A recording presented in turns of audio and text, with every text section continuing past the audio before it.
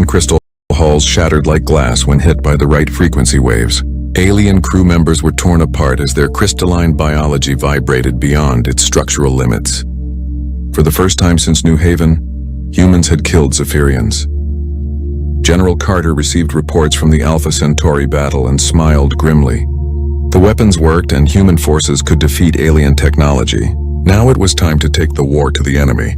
He began planning simultaneous attacks on every known Zephyrian outpost and colony. President Hayes addressed the human species one final time before the offensive began. His words were broadcast to every human world and recorded for history. The aliens wanted to show us their power by murdering our people. Today we begin showing them ours. We will not stop until every Zephyrian in the galaxy is dead. They chose genocide when they killed New Haven. Now they will receive genocide in return. The message ended with footage of the new human war fleet.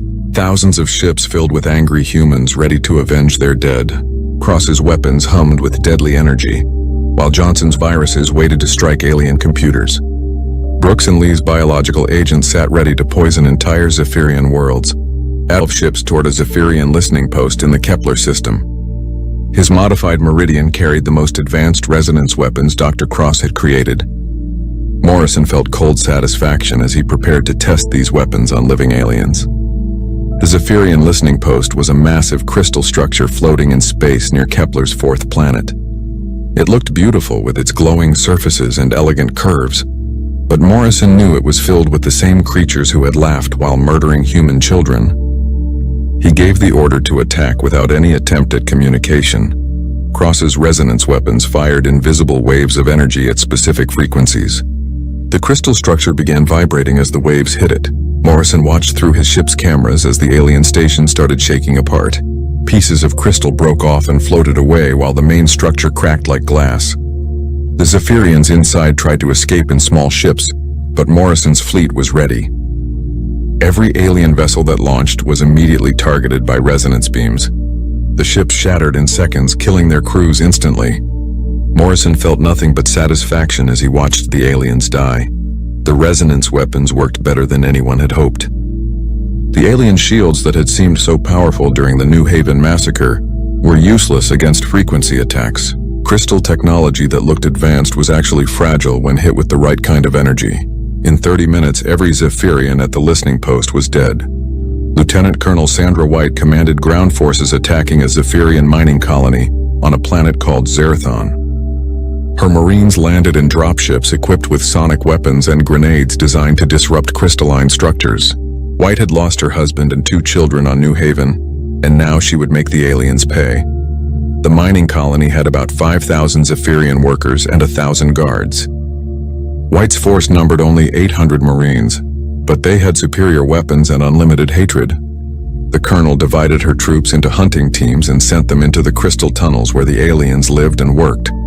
The sonic weapons were devastating against Zephyrian biology. When Marines fired them at aliens, the creatures' crystal bodies began cracking and breaking apart.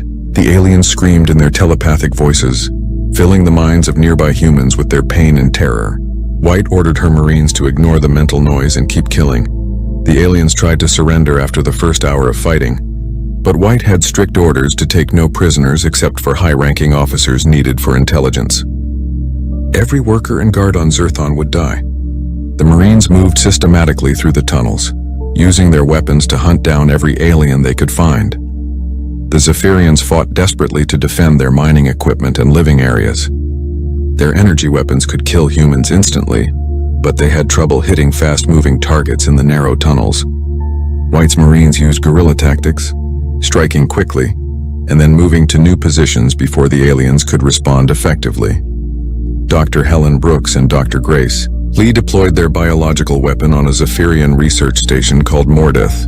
The pathogen was delivered through the station's air recycling system by a small stealth drone.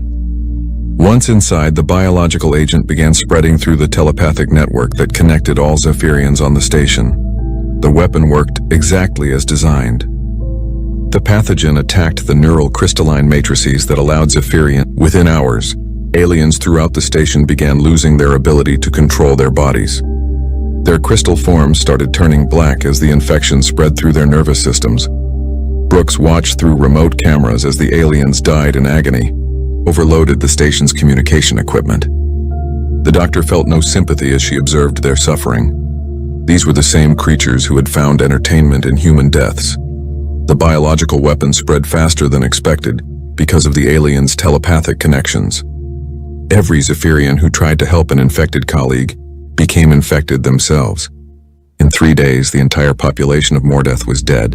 Their crystal bodies crumbled to black dust. Master Sergeant Tony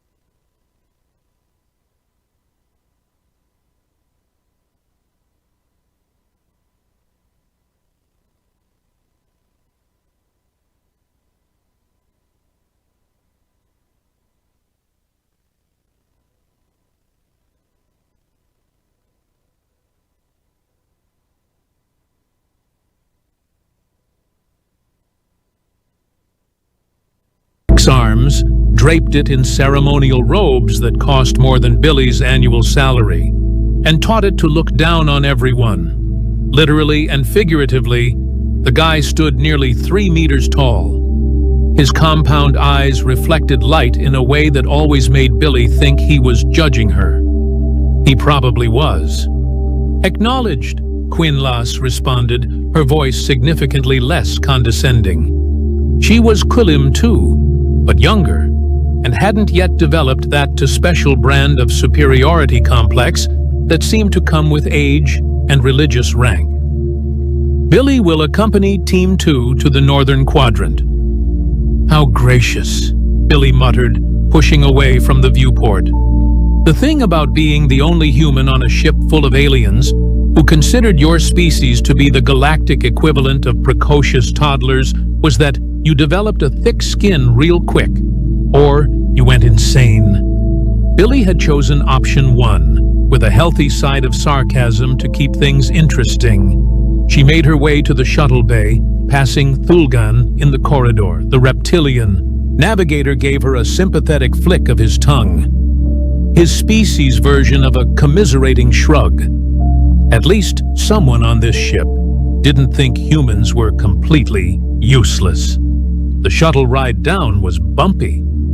Ashfall 9 hadn't earned its name by being a pleasant vacation destination. The atmosphere was still recovering from the solar flare event, which meant turbulence, radiation shielding at maximum, and Billy's stomach doing gymnastics that would have impressed Olympic judges. When they finally touched down, Billy was the first one out, grateful for solid ground, even if that ground was covered in volcanic ash and looked like the universe's most depressing beach. "Spread out," Quinlas ordered, her voice crackling through the helmet comm. "Standard survey pattern. Mark anything anomalous." Anomalous. Everything about this place was anomalous. The abandoned colony structures were still standing. Sort of. Their skeletal frames poking through the ash like the rib cage of some massive dead creature. But the scanner readings weren't coming from the colony. They were coming from somewhere underneath it. Billy checked her handheld scanner, frowning at the display. The readings didn't make sense. The colony was only 200 cycles old, relatively new by galactic standards. But her scanner was picking up architectural signatures that dated back... Wait, that couldn't be right. "Hey, Quinlas?" Billy adjusted her scanner's sensitivity, hoping she'd made a calibration error. "I'm getting some weird readings here. Really weird." "Define weird." Quinlas appeared beside her, moving with that eerie insectoid grace that always made Billy think of dancers and nightmares in equal measure. Like, "This structure predates the colony by several thousand cycles. Weird." Quinlas took the scanner, her antennae twitching in a way that Billy had learned meant confusion. "That's impossible. The planetary survey before colonization showed no signs of prior habitation." "Yeah, well, tell that to whatever's down there." Billy pointed at a collapsed section of colony wall. "I think there's something underneath. Something big." It took 20 minutes of careful excavation, which was fancy talk for moving a bunch of rocks and ash while trying not to break anything important, before they found it. A doorway, not human-made. Definitely not human-made. The entrance was carved from some kind of dark stone that didn't match anything in the geological database. The surface was smooth, almost glass-like, and covered in symbols that made Billy's brain itch in a familiar but frustrating way. "I need to see this," Malthurex's voice cut through the comm, dripping with the kind of excitement that he usually reserved for discovering new manuscripts or correcting someone's grammar. Of course he did. By the time the primary team arrived, Billy had already taken about 200 photographs of the symbols. Not that she expected anyone to care about her documentation, but old habits died hard.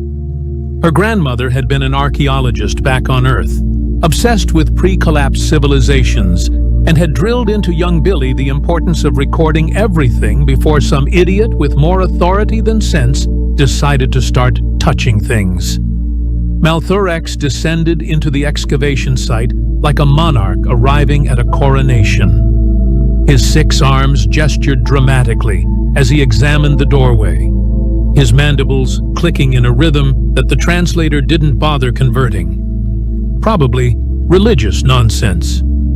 "Fascinating," he finally said, which was the closest thing to praise Billy had ever heard from him. The architectural style is reminiscent of early Qulim temple construction. 3rd dynasty, perhaps. Billy bit her tongue. Hard. The symbols didn't look anything like Qulim script, but sure, everything ancient had to be related to the Qulim somehow. That was practically the foundation of their entire religious structure. They were the first speakers, the original starfarers, the oldest civilization in the known galaxy. Never mind that they had exactly 0 archaeological evidence to support that claim beyond their own very insistent religious texts. "Should we open it?" Quinlas asked, her voice careful. Obviously. Malthurex approached the door, raising his ceremonial staff, because of course he'd brought his ceremonial staff to an archaeological dig. The staff was a ridiculous thing, all crystalline structures and embedded tech that made it both a religious symbol and a universal access key. Show off. He pressed the staff against a circular depression in the door's center. Nothing happened. He tried again. Still nothing. Billy watched as Malthurex's antennae flattened against his head. Definitely frustration. He began chanting in what the translator labeled as ancient Qulim liturgical language, pressing the staff against various points on the door's surface. The door remained stubbornly closed. "Perhaps the mechanism has degraded over time," Quinlas suggested diplomatically. "Impossible," Malthurex snapped. "Qulim construction techniques are designed to last millions of cycles." Billy couldn't help herself. Maybe it's not Qulim construction. The silence that followed was the kind of silence that could crush diamonds. Every member of the survey team turned to look at her. Malthurex's compound eyes seemed to focus with laser precision. "Explain yourself, human." Oh, she was human now, not even her name. Fantastic. Billy pulled up her scanner's analysis. The architectural markers don't match anything in the Qulim database. The mathematical proportions are different. The symbols. She zoomed in on one particular cluster of markings. These contain elements that predate known Qulim script. Way predate. Preposterous. But Malthurex moved closer, his antennae twitching as he examined her findings. The Qulim were the first to develop written language. Our records are clear. Your religious records are clear, Billy corrected, then immediately regretted it when Malthurex's mandibles spread in what was definitely the insectoid equivalent of baring teeth. "I'm just saying, maybe we should consider other possibilities before we start claiming." "I will not be lectured on galactic history by a member of a species that was still confined to a single planet when the Qulim had already colonized 100 worlds." And there it was. The fundamental problem with this entire expedition, this entire ship, this entire stupid power dynamic. Humans were newcomers, babies, ignorant children who'd stumbled into a game that had been playing for millennia before they even invented the wheel. Billy took a breath, counted to 5 in 3 different languages, a trick her grandmother had taught her, and decided to try a different approach. "Look, I'm not trying to challenge your entire civilization's historical narrative," lie, she absolutely was. "But what if this door just needs a different kind of key? Maybe the builders used a different access system." Malthurex considered this, which was progress, sort of. Very well. Human, you may attempt to analyze the locking mechanism, but do not touch anything without supervision. Billy resisted the urge to salute sarcastically. Barely. She approached the door, scanner in hand, and began a detailed analysis. The symbols were maddeningly familiar. She'd seen elements of them before, scattered across half a dozen dead languages from Earth's ancient history. Proto-Sanskrit, Sumerian cuneiform, Egyptian hieroglyphics, but also something else. Something that didn't fit into any neat historical category. The symbols weren't just decorative, they were functional, mathematical. Each one contained layered meanings, phonetic, numeric, and conceptual all at once. It was the kind of linguistic density that shouldn't exist in primitive writing systems. But here it was, carved into a door that predated the human colony by thousands of cycles.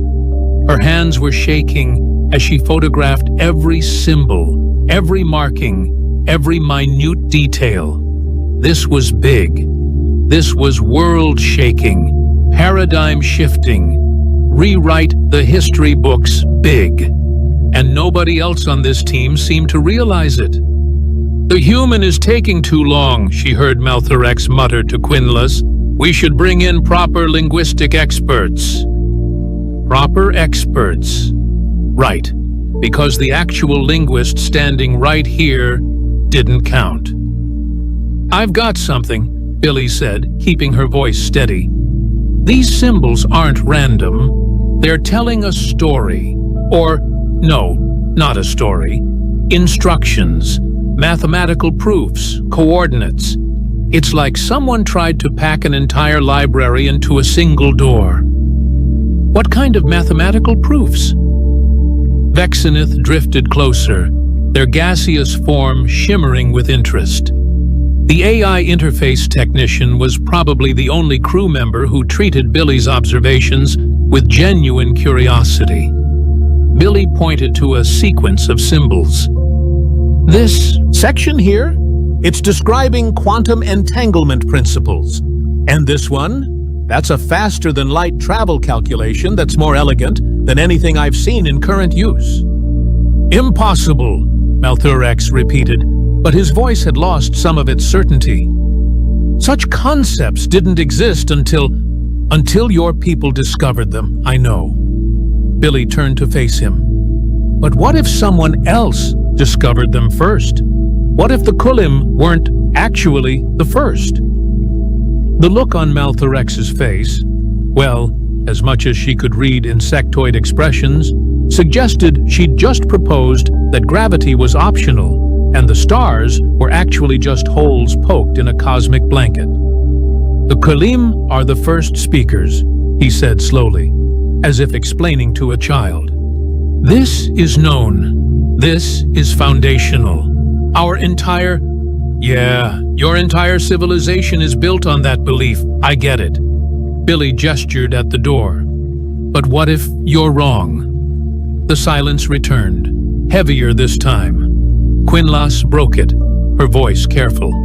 "Billy raises an interesting question.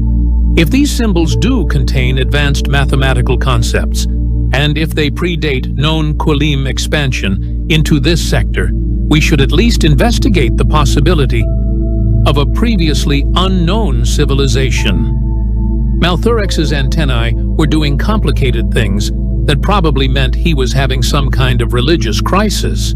Good. Maybe a little humility would do him some good. "Fine," he finally said. "Human, translate the door, if you can." It was a challenge, a test. And from the way his mandibles were clicking, Malthorex was absolutely certain she'd fail. Billy smiled. "Give me tonight.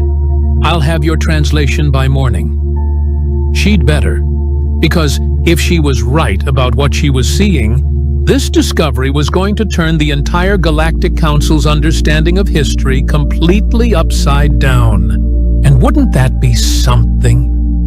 Billy's quarters were small, cramped, and smelled faintly of recycled air and disappointment.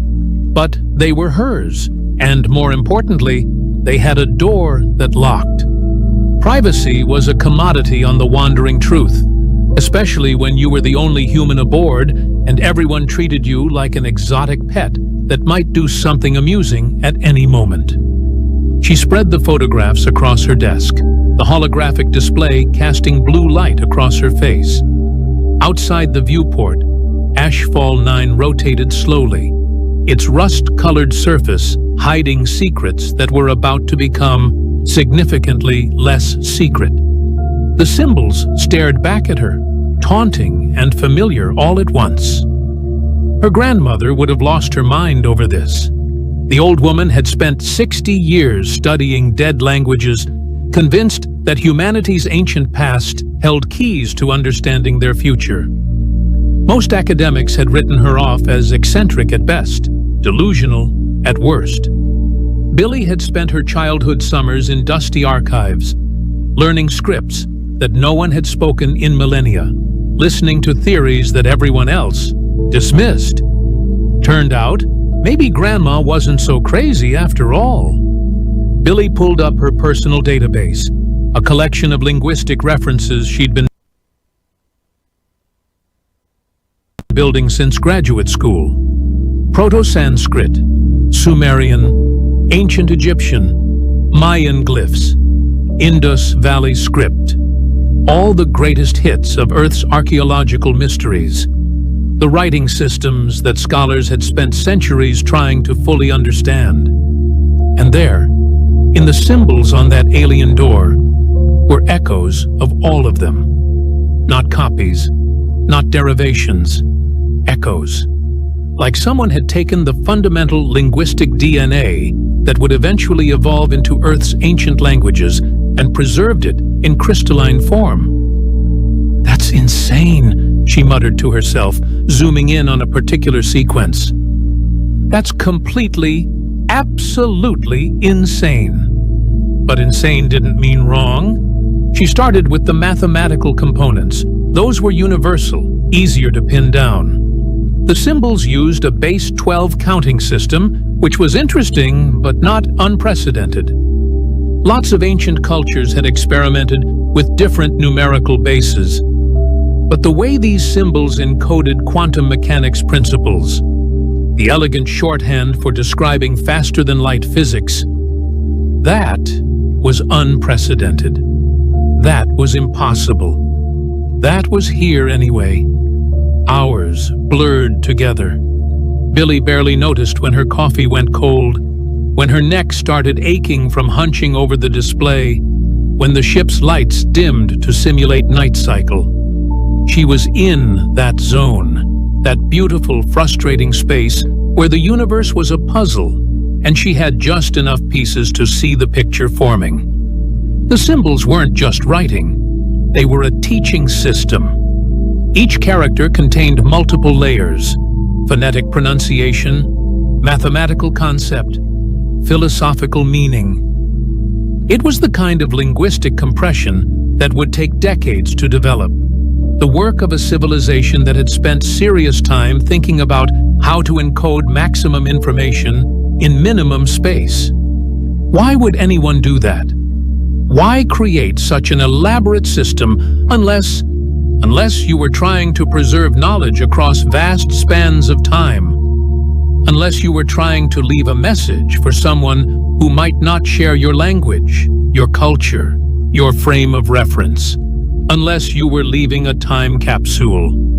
Billy's hands started shaking again. She forced herself to breathe, to slow down, to be methodical. Jumping to conclusions was how you made mistakes. And mistakes on something this big would haunt her for the rest of her life. She focused on a central grouping of symbols, the ones that seemed to repeat throughout the door's surface. They formed a pattern, a rhythm, almost like poetry? No, not poetry. A phrase, a statement of purpose. She pulled up her phonetic reconstruction tools, cross-referencing the symbols with known linguistic patterns. The sounds started to form in her mind. syllables that felt ancient and powerful and utterly alien, yet somehow familiar. Proto-Sanskrit provided the framework for the vowel sounds.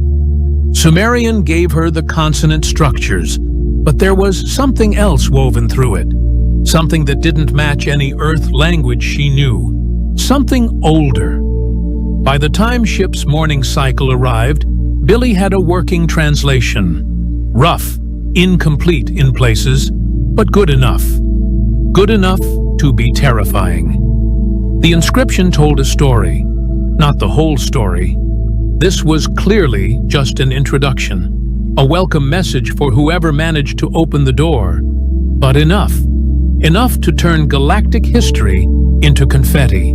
The first wanderers, they called themselves. Humans, ancient humans who'd achieved space travel not 300 cycles ago, but 50,000 cycles in the past. They'd spread across the galaxy, not as conquerors, but as teachers. They'd encountered younger species, primitive civilizations just beginning to understand fire and agriculture and basic mathematics. And they'd helped them.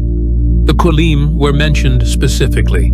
Their ancestors had been hunter-gatherers on a hostile world when the first wanderers arrived. The humans had taught them agriculture, written language, basic astronomy. They'd given them the tools to survive, to thrive, to eventually reach for the stars themselves. And then the first wanderers had left, deliberately, intentionally. They'd wanted their student species to develop independently, to find their own paths, so they'd withdrawn, leaving only these vaults behind. Knowledge repositories, emergency caches, messages to the future. The inscription included a warning, too. The first wanderers had destroyed themselves. Not through war with other species, but through internal conflict. They'd reached too far, too fast, developed weapons that could crack planets like eggs, created artificial intelligence that made modern AI look like counting toys. And they'd turned those weapons on each other. The survivors had scattered. Some maintained their technology, hiding in the dark spaces between stars. Others had deliberately regressed, abandoning their advanced knowledge to start over on primitive worlds, to give themselves and their descendants a chance to do better the second time around. Modern humanity, the inscription suggested, were those descendants, the children of survivors who'd chosen to forget, to begin again, to hopefully learn from mistakes they couldn't even remember making. Billy sat back, her mind reeling. This wasn't just a discovery.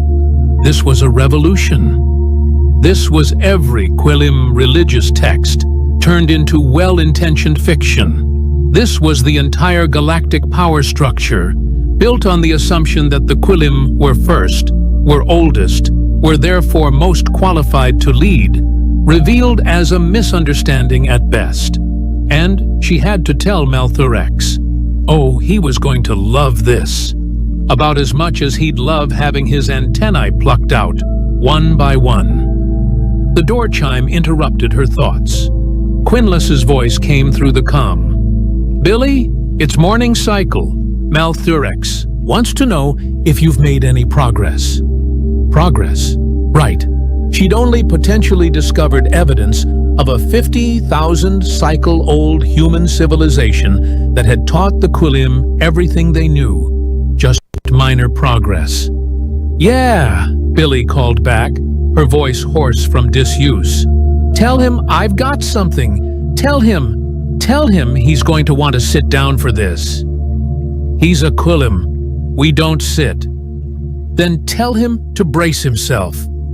The meeting took place in the main analysis chamber, with most of the crew gathered around. Malthurex stood at the center, because of course he did, his ceremonial robes freshly cleaned, his staff gleaming. He looked like someone about to accept a prestigious award, not someone whose entire worldview was about to get drop-kicked into a black hole. Billy connected her datapad to the main display, pulling up the photographs and her translation work. Her mouth was dry. Her hands were still shaking. This was it.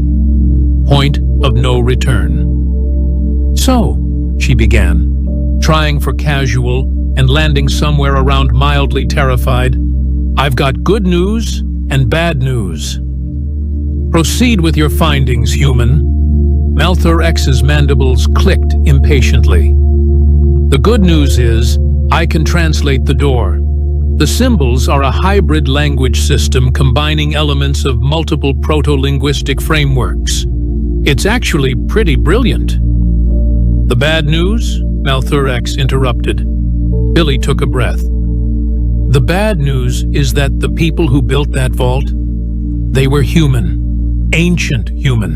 And, according to the inscription, they taught the Quilim's ancestors pretty much everything about civilization." The silence that followed could have suffocated stars. Malthor X's antennae went completely rigid. That is absurd. Our historical records are stories told by the descendants of people who were taught by humans and then forgot where the knowledge came from, Billy said, pulling up the translation. The inscription calls them the first wanderers. Human spacefarers from 50,000 cycles ago. They seeded knowledge across the galaxy, helped primitive species develop, and then deliberately withdrew. Lies, but Malthor X's voice lacked conviction. "It's all here." Billy highlighted sections of the text. Names of Quilim ancestral tribes. Descriptions of your home world's geography from 50,000 cycles ago. Mathematical proofs that predate your civilization's development of those same proofs by thousands of cycles.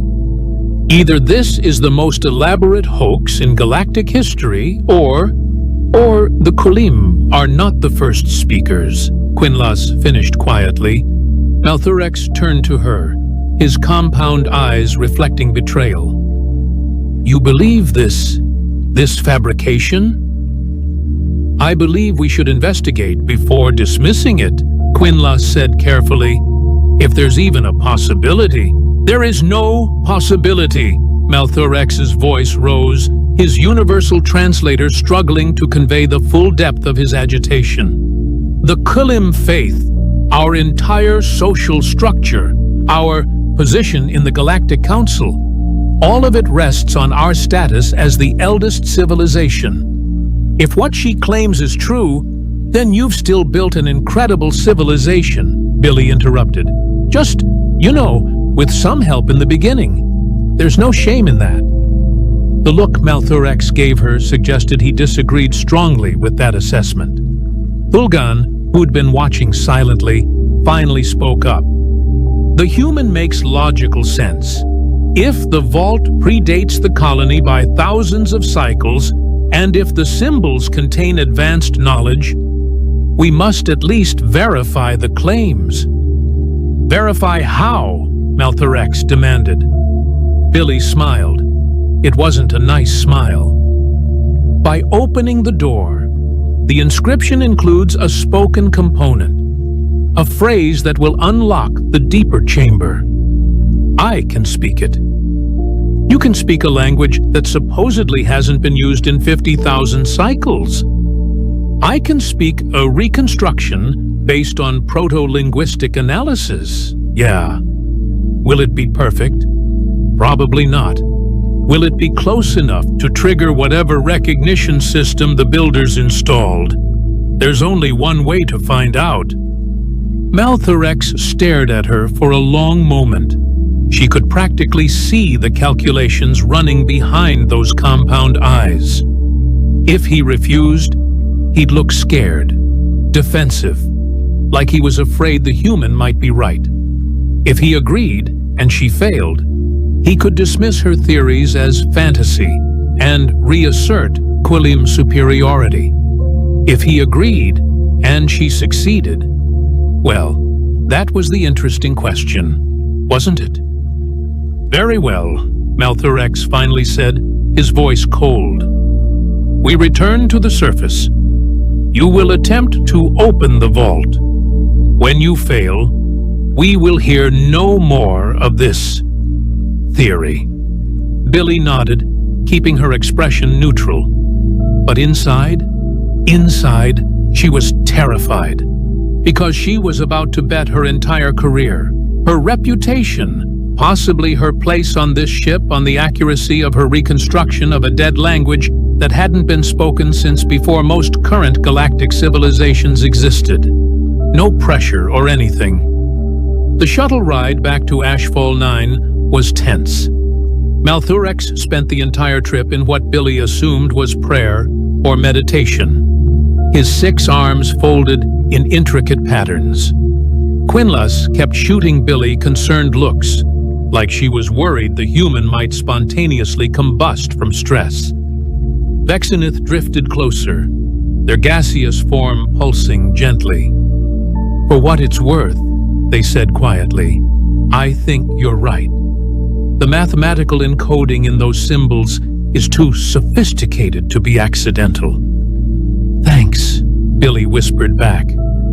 "If this goes badly, will you speak at my funeral?" Humans have funerals? Well, someone should. When they reached the vault entrance, Billy's heart was doing things that probably violated several laws of physiology. The door stood unchanged, its symbols gleaming in the portable lights the crew had set up. Waiting. Patient. Like it had all the time in the universe. Malthurex gestured grandly toward the door. "Proceed, human. Show us this ancient wisdom you claim to have unlocked."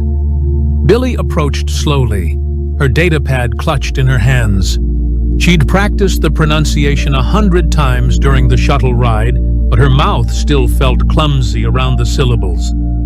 Ancient Proto-Sanskrit vowels combined with Sumerian consonant clusters and something else, something that her modern vocal cords weren't quite designed to produce.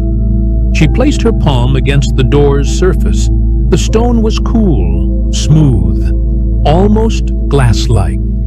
For a moment, she thought she felt a vibration, a subsonic hum just below the threshold of hearing. Or maybe that was just her imagination. "Here goes everything," she muttered.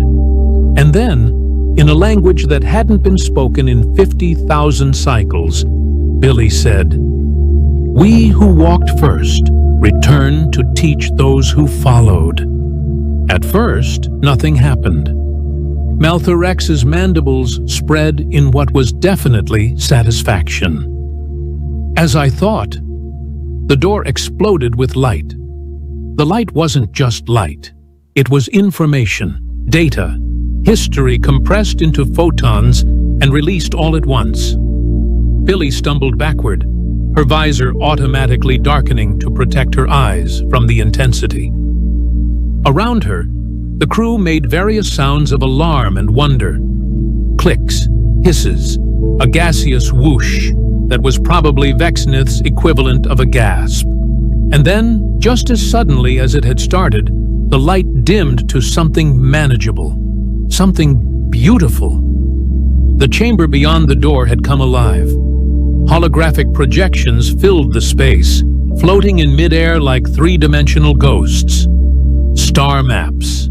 DNA helices rotating slowly, their genetic sequences annotated in that same hybrid script. Historical records playing out in silent pantomime. Civilizations rising, falling, learning, growing.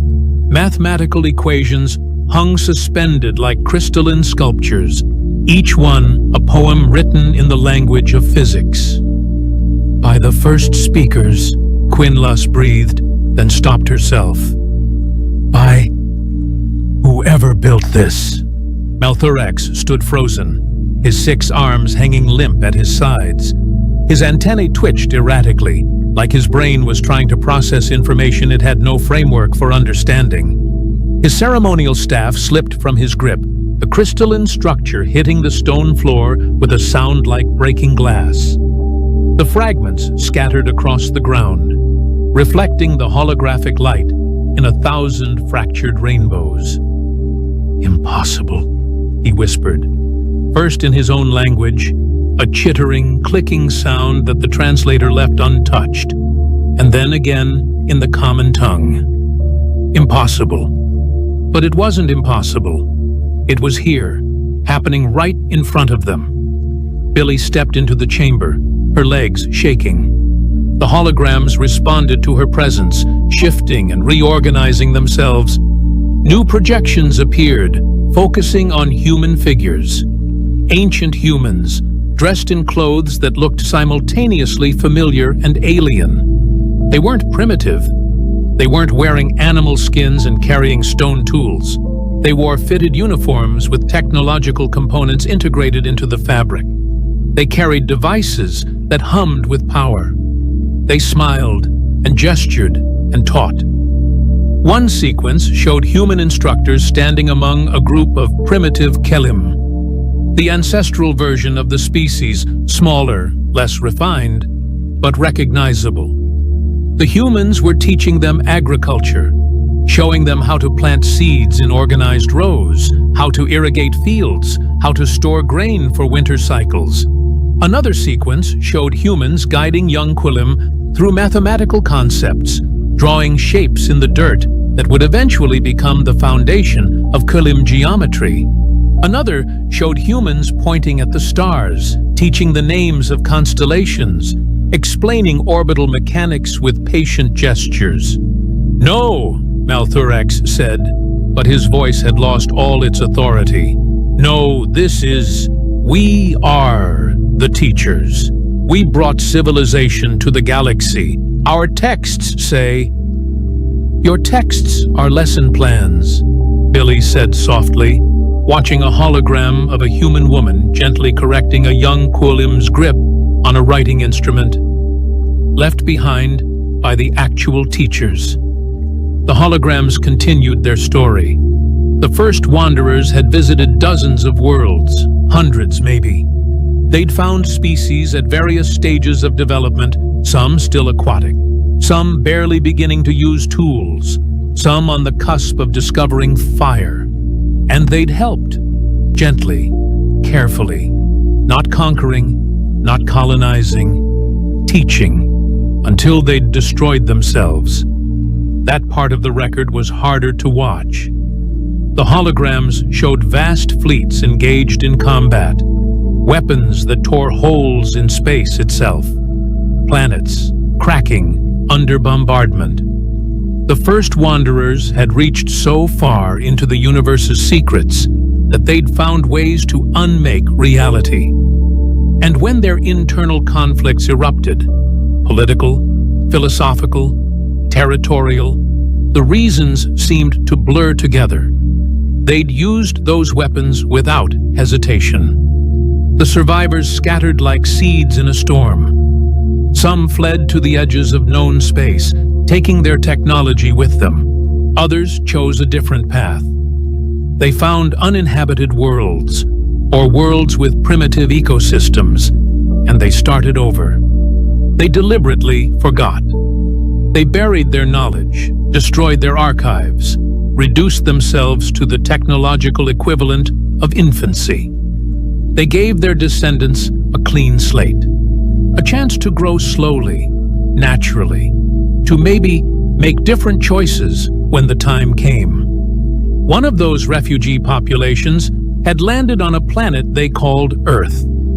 The hologram zoomed in on Billy then, and she felt her heart stop. The projection was scanning her, reading her genetic markers, comparing them to its stored database. Lines of data scrolled past, too fast to read. But she caught fragments. Mitochondrial DNA sequences, genetic drift patterns, mutation rates calculated across thousands of generations. And then the hologram spoke. Not in the universal translator's neutral voice, but in something older, something that bypassed the technological intermediary and spoke directly in that ancient proto-language.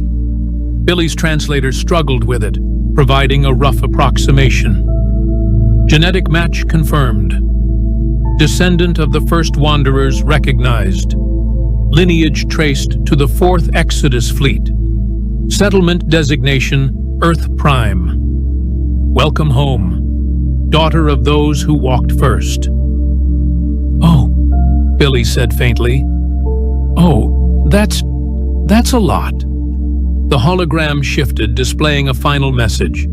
The human figures in the projection looked directly at the viewer, at Billy, with expressions of hope and sorrow mixed together. The inheritance is yours, the translation provided, daughter of the first walkers.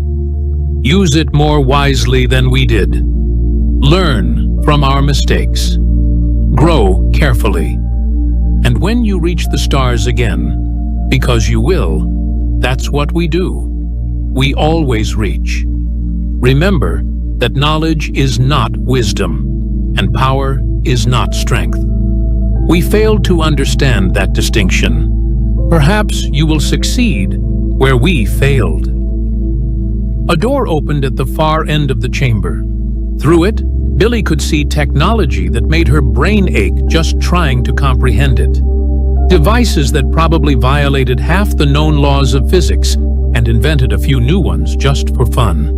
Energy sources that could power civilizations or destroy them with equal ease. Medical technology that could probably cure death itself. Weapons that made the first wanderers' self-destruction seem almost inevitable. Everything the ancient humans had known, preserved in perfect stasis, waiting for someone with the right genes and the right knowledge to claim it. Malthurex finally moved, his legs unsteady.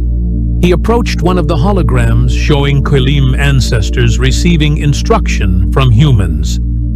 His antennae brushed against the projection, passing through it harmlessly, but his expression, if Billy was reading it correctly, was one of devastation. His entire identity, his civilization's entire identity, had just been rewritten. They weren't the first speakers. They were the first students. Everything they'd built, all their achievements, all their pride, it was real, it was theirs, but the foundation it rested on was a comfortable fiction. "I'm sorry," Billy said, and meant it. "I know this isn't easy." Malthurex turned to her slowly. "You are a descendant of these first wanderers. Apparently, though that's news to me, too." She gestured at the holograms. "My ancestors deliberately forgot all this. They wanted a fresh start. So really, modern humans are just as surprised as everyone else. But the knowledge..." Malthurex looked at the open doorway, at the impossible technology waiting beyond. "It is yours by right of inheritance." Maybe. Billy studied the advanced devices, feeling their gravitational pull. All that power, all that knowledge, everything humanity had lost, ready to be reclaimed. Or maybe it's a test. The first wanderers destroyed themselves because they had all this power and no wisdom to guide it. What makes anyone think we'd do better? "Then what do you propose?" Quinlus asked quietly.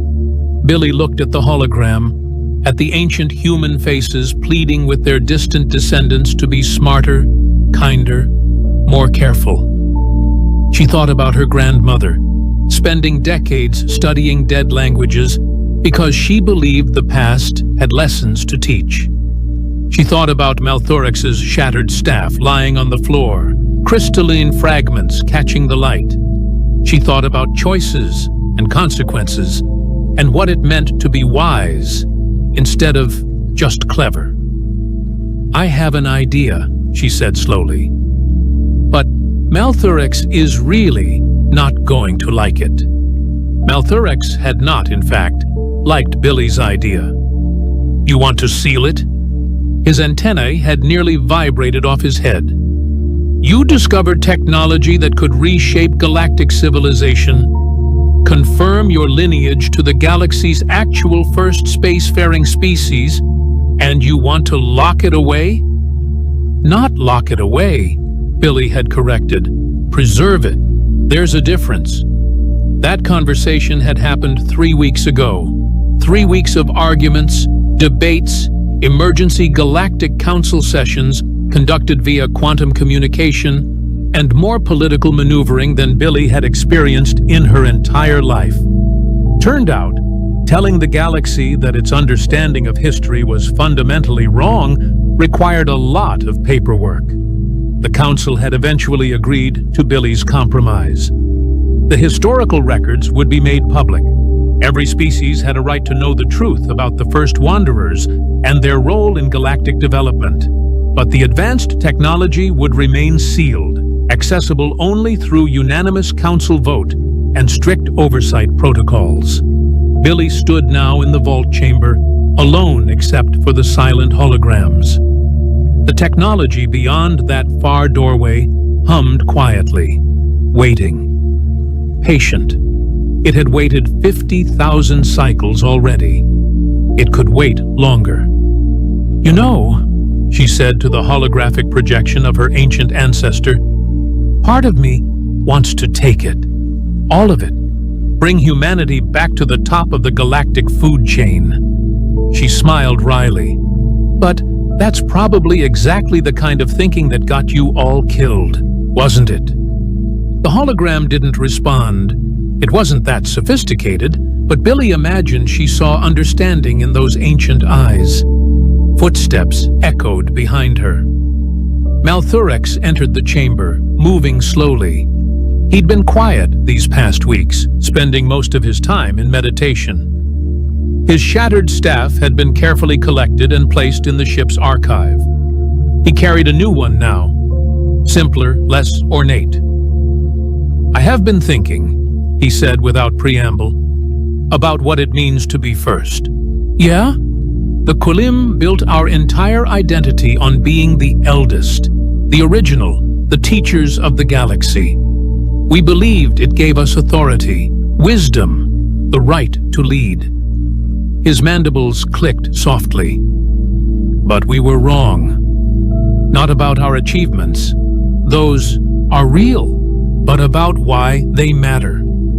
Billy waited. This was the most philosophical she'd ever heard him.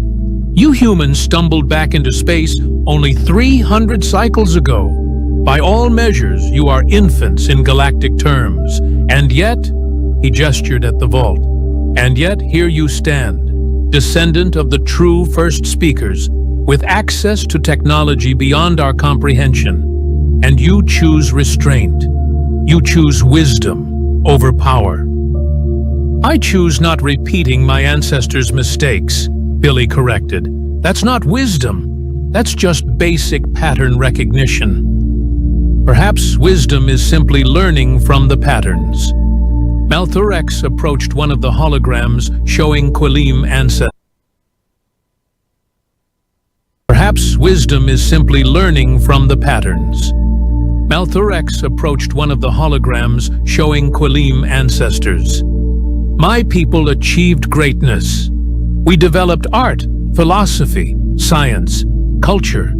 We reached the stars through our own ingenuity and determination. The fact that we had teachers in the beginning does not diminish what we accomplished afterward." "No," Billy agreed softly. "It doesn't. And perhaps..." He paused, his antennae dipping in what might have been humility. "Perhaps being taught is not shameful. Perhaps being willing to learn is its own form of strength." Billy felt something loosen in her chest. "I think my grandmother would have liked you, Malthurex. Eventually, after you stopped being insufferably arrogant." His mandibles spread in what she'd learned was Qulim laughter. "I have not stopped being arrogant, human. I have merely recalibrated my perspective." They stood together in silence, watching the holograms cycle through their stories. The rise and fall of civilizations, the patient teaching of elder species to younger ones, the terrible consequences of unchecked power, the hope that maybe, eventually, someone would get it right. The Council has granted humanity a seat in the primary chamber, Malthurex said eventually. A voting position. They cannot ignore your species' historical significance any longer. Great. More politics. Billy made a face. Can I go back to just translating dead languages? You are famous now.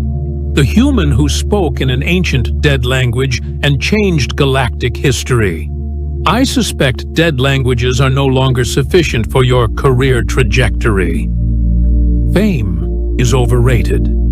Says the woman who could claim ownership of technology that would make her the most powerful being in known space. Billy looked at the sealed doorway, at the impossible devices waiting in their stasis. Power's overrated too. Give me a good linguistic puzzle any day. Malthurex's antennae twitched with what might have been respect. Perhaps there is hope for your species after all. Yeah, well, we've got 50,000 cycles of mistakes to learn from. If we can't figure it out with that much study material, we deserve whatever happens. She turned away from the vault, from the legacy of the first wanderers, from the temptation of reclaiming lost glory. The chamber's lights dimmed as she walked toward the exit, the holograms fading to conserved power mode. They'd wait. They were good at waiting. Behind her, Malthurex paused at the doorway. Billy, thank you for showing restraint, for choosing wisdom. Don't thank me yet. Ask me again in a few thousand cycles when humanity's had time to really mess things up. She grinned back at him. We're good at that part. The shuttle ride back to the Wandering Truth was quiet. Through the viewport, Ashfall 9 rotated peacefully, its rust-colored surface hiding secrets that were now slightly less secret. Other archaeological teams would come, would study the vault, would pick apart every detail of the first Wanderer's legacy. But the dangerous stuff, the world-breaking, civilization-ending, reality-warping technology, that stayed sealed. That stayed safe. That stayed waiting for a day when galactic civilization was wise enough to handle it. If that day ever came. Billy pulled out her datapad, scrolling through messages. Interview requests from news networks. Academic institutions offering research positions. Political organizations wanting her endorsement. She deleted them all, then opened her personal files. There, in her grandmother's scanned handwriting, was a note from one of her old journals. The past is not about what we were. It is about what we can learn to become. Smart woman, Grandma, Billy murmured. She looked out at the stars, at the vast expanse of space that humanity had walked once before, 50,000 cycles ago. They'd reached so far, achieved so much, and destroyed themselves for it. But their descendants, ignorant, primitive, starting from scratch, had climbed back up, slower this time, more carefully. Maybe that was the real lesson, not that humanity had once been great, but that greatness without wisdom was just a faster route to extinction. The Wandering Truth grew larger in the viewport, its lights welcoming them home. Billy smiled. She had work to do, languages to study, histories to rewrite, a galaxy to help understand its own past. And somewhere, 50,000 cycles ago, and simultaneously, right now, the first wanderers watched through their holographic ghosts, and maybe, just maybe, felt proud of what their descendants had chosen. Not power, wisdom, finally. They dragged the old soldier into the chamber as if presenting a joke to an audience that didn't know how to laugh politely. Shackle self to be pushed into the blue-lit center of the Virac warship's interrogation hall. His boots made a soft scuff on the polished obsidian floor, and the sound echoed far louder than his captors intended. Everything about the place, from the vaulted ribs of metal overhead to the humming screens that pulsed with alien script, seemed designed to intimidate. Didn't. Nothing on this ship intimidated him. Not after the things he'd already lived through. Daniel stood still, hands relaxed despite the cuffs, wearing that faint, almost apologetic smile that made aliens underestimate him faster than teenagers underestimated the dangers of a hot softened by time. He radiated the easy calm of a man who had already survived far more than he ever planned to. To the Virak, with their chitin armor and crown-like horns, he must have looked like an antique, a relic past usefulness. That was good. People who thought you were harmless tended to make mistakes in front of you. The Virak commander strutted into view with a flourish of his crimson cloak, mandibles clicking with theatrical disdain. "Human," he declared, amplifiers turning his voice into a rolling snarl. "Earth sends us its strongest champion, and this," he gestured as though presenting a broken tool, "is what stands before us? This wrinkled creature." Daniel tilted his head politely. "Well now, in fairness, I didn't exactly volunteer. You kind of dragged me out of my lunch. But I appreciate the warm welcome. You fellas have a real flair for hospitality. Just like a DMV office back home." The aliens hissed. They disliked not understanding human idioms, but they pretended not to care. Pretending was practically a universal language. Carduin, the commander, leaned closer, studying Daniel the way a child might study a curious bug. "Your species has spirit, I admit. But power? Strength? You are mammals. Warm-blooded sacks of liquids and fragility. You do not belong on a galactic stage." Daniel gave a soft chuckle, scratching an eyebrow with his cuffed hands. Funny thing about stages. Sometimes the quiet folks watching from the wings know the script better than the actors shouting their lines. The floor vibrated with murmurs. The guards shifted uncomfortably, their confidence dented by something subtle, something they couldn't name. Carduin dismissed the moment with a scoff and signaled the technician to continue preparations. Panels glowed. Drones unfurled like steel petals. Daniel looked around as if admiring someone's kitchen remodel. Fancy setup. Guessing this is where you give the scary speech and fire up the glowing torture gizmo.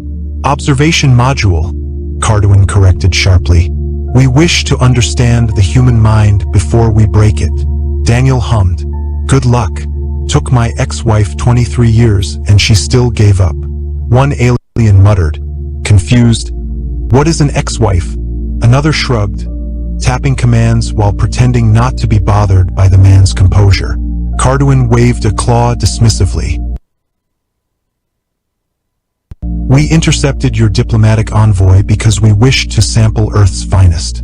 Yet your leaders sent us this elderly civilian. It is insulting. Daniel raised his brows. Oh, sweetheart, I haven't been a civilian since Disco died. And for the record, y'all intercepted me because you wanted an easy victory photo. Nothing says unstoppable empire like bullying a grandpa on interstellar TV.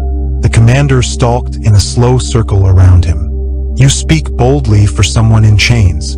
Daniel smiled at him, almost kindly. Chains don't bother me much. It's what people think they can do with them that usually gets messy.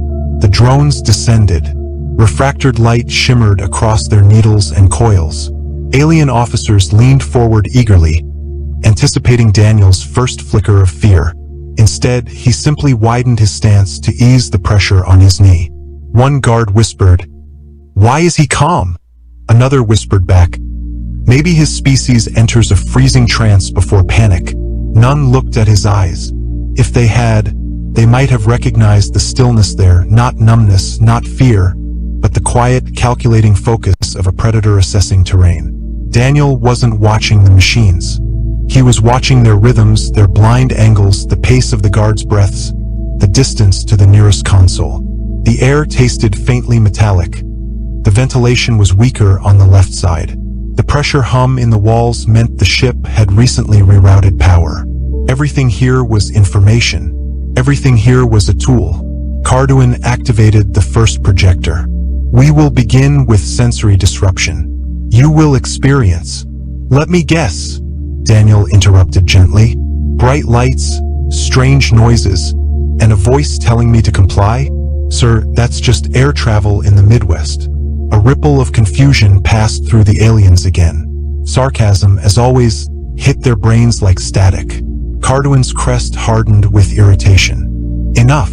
Begin. A shimmering field enveloped Daniel's skull. Images flickered, fractured illusions meant to destabilize his senses. He blinked once and sighed. Ha! I think a raccoon breaking into my kitchen was scarier than this. Then, with a smirk, y'all need better horror consultants. But beneath the humor, he felt the clock ticking. Not the alien's clock, his. The one synced to the tiny transmitter embedded discreetly in a chipped molar. Every minute he stalled was a minute closer to the moment the Virac would realize just how catastrophically they had misread humanity. The technician frowned at his readings. Commander, the human's neural activity is not responsive. Sorry, can't help it. Military training. Once got stuck listening to a 3-hour PowerPoint about uniform regulations.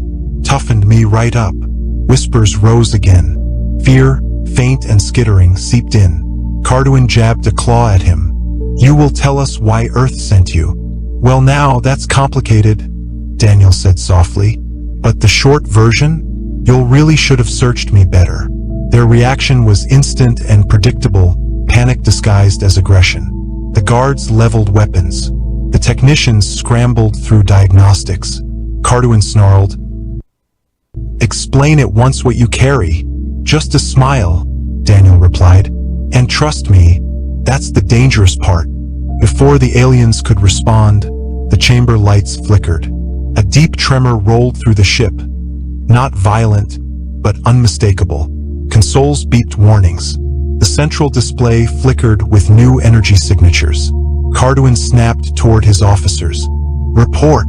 Unidentified mass exiting FTL directly ahead of us. Daniel's smile widened, slow as sunrise. He stretched his shoulders casually, almost relieved. Ah, right on schedule. The commander whipped toward him, mandibles flaring. What have you summoned? Daniel lifted his cuffed hands as if offering a toast. You wanted Earth's strongest. You even bragged about it. But you didn't catch them. You caught me. The alarms intensified. The ship shuddered again as gravitational buffers rebalanced. And I'm just the warning. The disturbance rippled through the Virac dreadnought, like a tremor of doubt, subtle at first, then blooming into a full-rooted panic that the crew tried, and failed, to hide behind rigid posture and clipped commands. While alarms blinked silently along the walls, while technicians scrambled with growing desperation, Sergeant Major Daniel Briggs stood calmly in the center of the chamber, still shackled, still smiling with that quiet Midwest courtesy that always worked better than any blade. The aliens thought they had captured an old man whose stories walked slower than his knees. Instead, they had arrested the one creature in the galaxy who could make even silence feel like a threat. Across the hall, a hologram flickered to life as various alien representatives appeared. Their translucent forms shimmered with static interference caused by whatever had just arrived outside the ship. Daniel glanced at them, offering a polite nod. Some stared back with bewilderment. Others recoiled, unsure whether to treat him like a test subject or an omen. A scholar from the Rithari Consortium leaned forward first, an insectoid creature with delicate antennae and anxious wings. Commander Carduin, is it confirmed? The Terrans have arrived. Its voice buzzed with fear disguised as academic curiosity. Carduin's mandibles twitched. A human vessel of unknown classification has materialized. It appears heavily armed. Daniel chuckled softly. Heavily armed is one way to put it. I suppose that's the polite phrasing. An older representative from the Lumisari Dominion, glowing faintly like bioluminescent coral, narrowed her luminous eyes. Human, your species was documented as mid-tier at best. Emotion-driven, unpredictable, illogical. And yet your ship disables half this vessel merely by appearing? Explain. Daniel scratched his cheek with the side of a cuff. Ma'am, you're giving us too much credit. Humans don't disable ships by existing, though we do have a certain talent for causing complications. Complications? The commander snarled. Our graviton field collapsed. Our mapping arrays rebooted. Our shields dropped by 30%. We call that a friendly hello. The chamber fell into stunned silence. Even the drones hovering overhead buzzed uncertainly, as if unsure how to process a threat wrapped in politeness. Daniel watched them with a grandfatherly fondness, as though observing shy children evaluate the human species. Our data may be flawed. Flawed? Another scoffed. They consume toxic liquids for recreation. They form emotional attachments to objects. Daniel raised a finger. Hey now, we don't form attachments to objects. We form attachments to memories.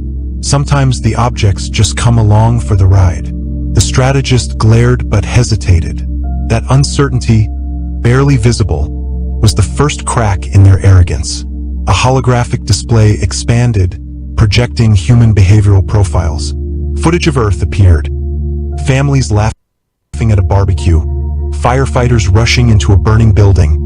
Crowds cheering their teams despite impossible odds. Astronauts waving through visors before launching into the unknown. The montage was meant to reveal contradictions, compassion and savagery, intellect and instinct, curiosity and recklessness. But instead it illuminated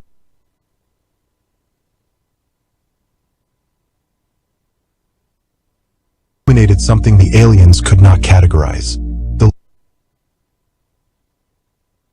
When terrified, Daniel shrugged, because crying takes too long, and sometimes fear just needs company. Why do your warriors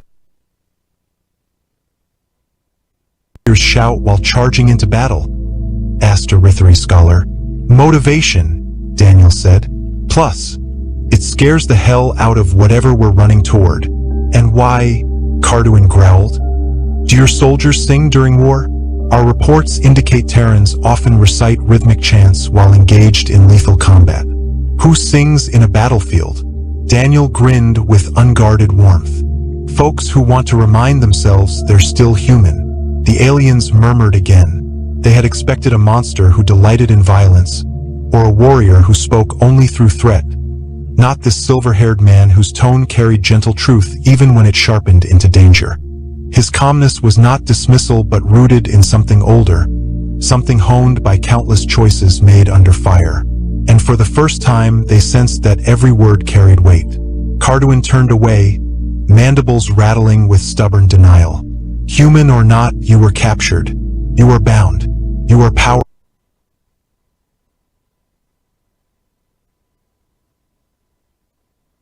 Sir, the only thing chains ever proved about a man is how far his captors misjudged him. Technicians gasped as their screens poised outside the Virak dreadnought like a silent mountain. Matte black armor absorbed light rather than reflected it, and geometric scars along its hull age and refinement. No weapons glowed, no fighter wings launched, yet the gravitational readings were enough to rattle the bones of every alien on board. One Virak officer swallowed audibly. That cannot be a Terran vessel. Our intelligence shows humans lack this level of engineering. Daniel smirked.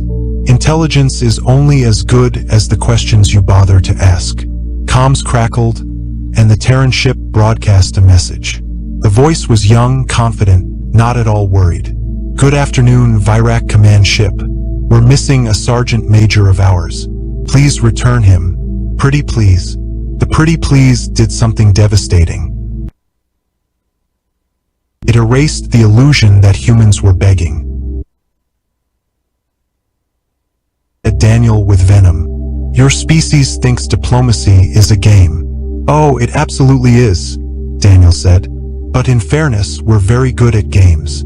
The holographic council began debating furiously. The Lumisari representative whispered, Terrans display contradictory attributes. Cooperation and defiance? Good afternoon, Virak command ship. We're missing a sergeant major of ours.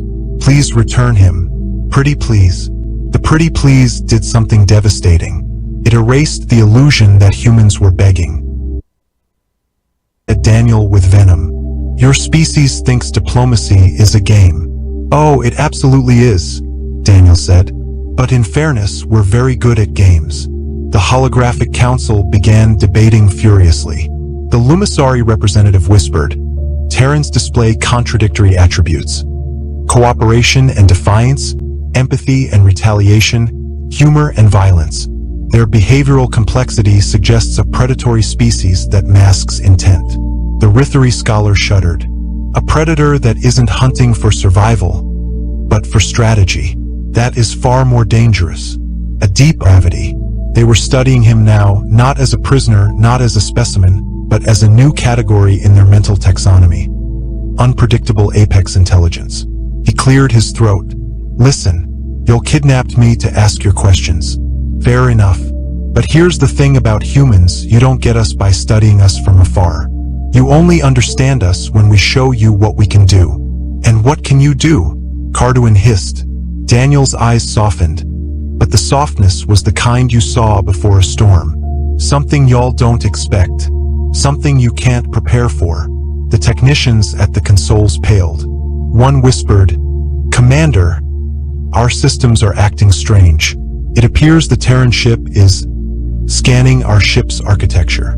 That's impossible, Carduin roared. Our defenses are impenetrable. Sir, the technician said, trembling. They are not penetrating. They are predicting. Daniel tilted his head. Think of it like chess or football. Folks from back home love strategy games. They're part of the culture. You don't win by being stronger. You win by thinking 3 moves further. The Lumisari elders glow-dimmed. This is not a species to provoke. They do not escalate casually. Their escalation is intentional. One representative muttered, We should have never mocked them. Daniel chuckled. Oh, mocking's fine. Every Thanksgiving back home is just friendly mockery mixed with mashed potatoes. But threatening us? Capturing us? That's where things get sideways. The dreadnought shook again, but not from attack. It trembled from systems shutting down, one by one, like lights dimming along a long corridor. Shields collapsed entirely, engines powered down, navigation froze. The ship became a metal island stranded in space. Carduin spun toward his officers. What have they done? Daniel exhaled through his nose. Just asking you to sit still for a moment. You lie, the commander spat. No human has this capability. Daniel gave him a slow, almost sad smile. Sir, you keep thinking of humans as what we used to be. You're not seeing what we are now. He stepped forward, cuffs rattling lightly. The guards aimed weapons. He didn't flinch. His voice softened into something dangerously gentle. You wanted to learn about humans? Fine. Here's your first lesson. Everyone in the chamber leaned in, instinctively bracing. We don't pick fights. He paused. We finish them. The last console crackled violently. A final alert bloomed across the screens as the Terran ship extended a silent, ominous tether of energy toward the dreadnought. Daniel watched their faces shift from arrogance to comprehension, and then to fear. He lowered his voice to a whisper that carried like thunder. And class, your final exam starts now. For a long, suspended moment, the dreadnought remained locked in a stunned stillness, as though the ship itself held its breath. Panels flickered dimly, shadows lengthened along the metallic floor, and a faint hum, alive, wounded. Daniel Briggs stood in the center of the chamber, still wearing the cuffs, still wearing the quiet, grandfatherly calm he had carried since they dragged him aboard. But something subtle shifted behind his eyes. The crew sensed it. The air thickened. A chill moved through the hall without any change in temperature. Predators recognized it as instinct. Prey recognized it as warning. The old soldier had not lost control. He had simply stopped pretending. Carduin approached with a swagger marred by uncertainty, claws clicking against the floor. Your ship will be crushed, he declared, but the tremor in his voice betrayed him. Our reinforcements have been summoned. We are the apex in this sector. Your kind remains beneath us. Daniel's smile didn't fully vanish. but its warmth evaporated, leaving only the shape of politeness without the kindness behind it. Reinforcements? Son, if you think that'll help, you haven't learned a thing today. The technicians at the surrounding consoles whispered frantic updates. Commander, the Terran vessel has extended an energy line. Not a weapon. Something we cannot identify. Block it, Carduin barked. We cannot. The system accepts the intrusion as if it were our own. Daniel nodded. Humans are friendly folks. We like to get invited in. But if the door won't open, we tend to find a window. He shrugged lightly. Or make one. A nearby guard tightened his grip on his weapon. The barrel glimmered under the chamber lights, aiming at Daniel's ribs. The guard's hands shook. Not with rage, but with primal unease, like a forest creature sensing a wildfire cresting the ridge. You will sit, the guard ordered. Daniel turned his gaze toward him, not sharply, not angrily, but with a level, thoughtful look that froze the alien where he stood. Son, if I sit right now, you'll think you won something, and that'd be cruel of me. I'm trying to spare your feelings.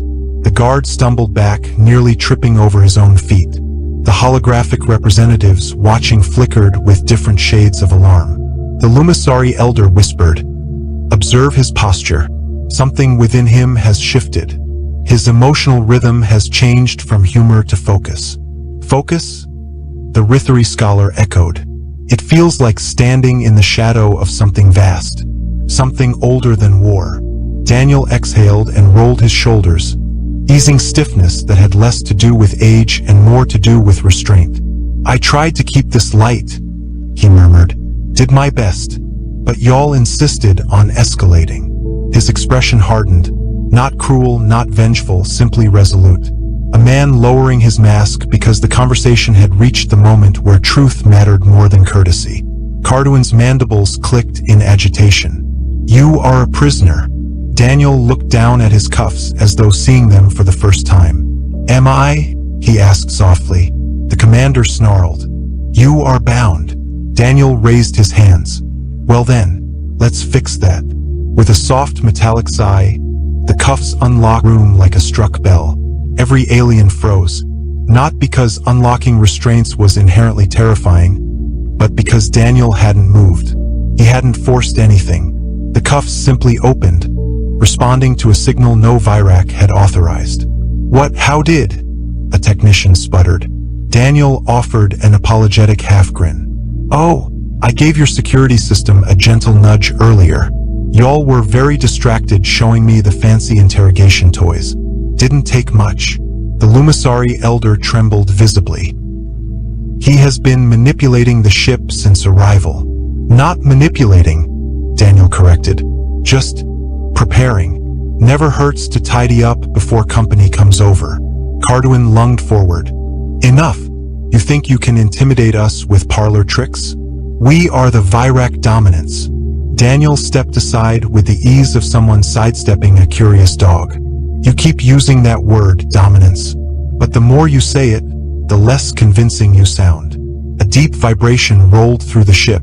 This time it wasn't alarms or fear or failing systems. It was something external. Something docking. The Terran vessel. Carduin spun, eyes wide. "They dare board us?" "Not yet," Daniel replied. "They're waiting on me." "Waiting for you?" Daniel walked toward the viewing port, hands clasped behind his back like a retired professor giving a quiet lecture. "Y'all wanted to know why Earth sent me instead of some muscle-bound specimen. You thought you'd captured our strongest. That's where you misunderstood things." He nodded toward the Terran vessel, dark and silent as a moonless night. "Humans don't send the strongest first. We send the one who understands people. The one who listens. The one who thinks before acting." "An ambassador?" one alien whispered. Daniel's voice lowered. "A shepherd. Someone who can guide the wolves if he has to." The guard who had threatened him earlier whispered. "Then, what are the others? If you are the gentle one." Daniel glanced over his shoulder.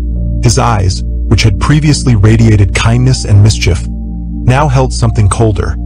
An ancient, enduring hardness forged through decades of choices that required steel and mercy in unequal measure. "They're younger," he said, "less patient, better at the sort of persuasion that leaves holes in walls." Fear pooled in the room like an unseen fog. A holographic representative from the Ketheri Union croaked, "Human, what is your true mission here?" Daniel smiled faintly. "Same mission humans always have when someone threatens our home or our people." He turned fully toward them, no longer hiding the predator's steadiness in his stance. "To end the fight, preferably without blood, if folks are sensible." The chamber lights flickered again. The Terran vessel broadcast a second message. "Virak Dreadnought, we have completed external mapping. Awaiting signal from Sergeant Major Briggs before initiating extraction." Carduin's fury fractured into something more brittle. "Extraction? From our ship? You are surrounded. We hold the advantage." Daniel shook his head. "No, sir. You hold me, and that's only an advantage if I'm scared." He walked toward Carduin, footfalls echoing like drumbeats. "I tried to make this easy, tried to keep the jokes flowing, keep things civil. But you crossed a line when you threatened Earth." "We will conquer Earth," Carduin hissed. "We will subjugate your kind. We. You won't." Daniel's voice cut cleanly through the air. "Because humanity isn't a species you conquer. We're a species you survive by cooperating with." A technician gasped. "Commander, the Terran ship just accessed our weapons registry." Carduin shouted. "Impossible!" Daniel shrugged. "You really should have updated your encryption protocols. Leaving a backdoor that obvious? That's practically flirting." Panic erupted. Aliens scrambled. Warnings flashed across every panel. Daniel stood still in the chaos, not smiling now, but calm in a way that suggested he had lived on battlefields where calmness decided who walked away. "Shut it down!" Carduin screamed. "Block them! We can't!" A technician sobbed. "They are not overriding us. They are predicting our moves. Every command we attempt, they counter before the system processes it." Daniel exhaled slowly. "You wanted to understand humans. Here's the truth. We don't win by being stronger, or smarter, or faster." He lifted one finger. "We win because we refuse to stay dead. Because we adapt. Because we study our enemies until we know their fears better than they do." The Lumisari elder whispered. "He speaks like someone who has seen civilizations rise and fall." "Seen plenty," Daniel said. "And I've buried enough friends to know the cost of pride." The chamber's main doors suddenly trembled, not from forced entry, but from external override. A soft chime echoed. The Terran vessel had requested access. Carduin pointed a shaking claw at Daniel. "Deny them. Dismiss that request." Daniel looked at the console. "Actually, I'd accept it." "Never." Daniel stepped closer, voice lower. "If you don't, the next step gets messy. My folks prefer not to make a mess unless necessary." The Lumisari elder said softly, "Commander, accept the request. It is the only path." But Carduin was trembling with arrogance and fear locked in battle. "I will not bend to mammalian vermin." Daniel sighed, a sorrowful sound, almost paternal. "I was hoping you'd pick the smart option." The Terran vessel sent a final broadcast. "Sergeant Major? Status?" Daniel looked around the chamber. Panicked eyes, failing lights, crumbling pride. He spoke clearly. "Stand by." Carduin's mandibles flared. "What are you waiting for?" Daniel's expression softened. Not into a smile, but into something sadder, heavier. "For you to understand what happens next isn't punishment. It's consequence." The chamber shuddered. A low, thrumming resonance spread through the ship, like a titanic heartbeat syncing with the dreadnought's trembling frame. Aliens grabbed support rails as gravity fluctuated. Technicians screamed, "Commander, external tether is activating. They're pulling us. Pulling the entire ship into alignment." "Alignment," Carduin barked. "For what purpose?" Daniel lifted his eyes toward the ceiling, as though listening to something only he could hear.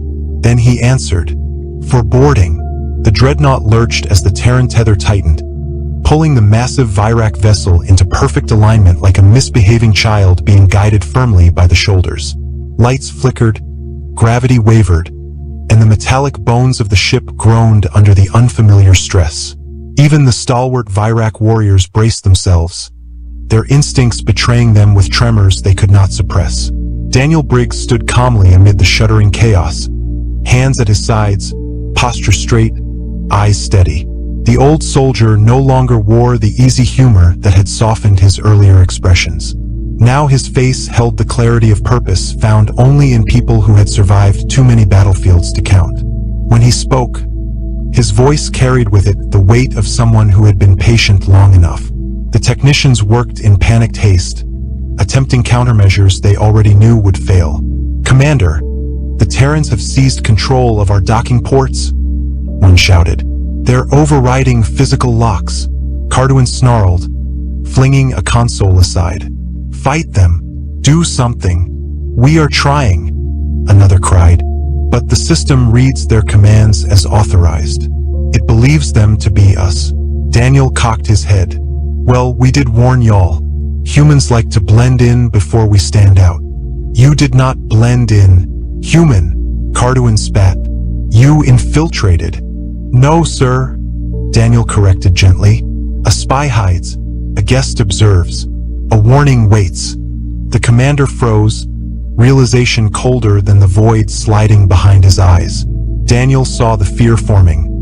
Not the frantic, noisy fear of soldiers unprepared for loss, but the quieter kind that seeped into the bones of leaders who finally understood they had misread the game entirely. The ship jolted again as the tether locked into its final groove. A low hum vibrated through the chamber. The Terran boarding sequence was ready. Daniel took a step forward. No threat in his stride, no aggression. Yet every alien in the room shuffled back as though a predator had padded closer to the herd. His age did not diminish him. It defined him.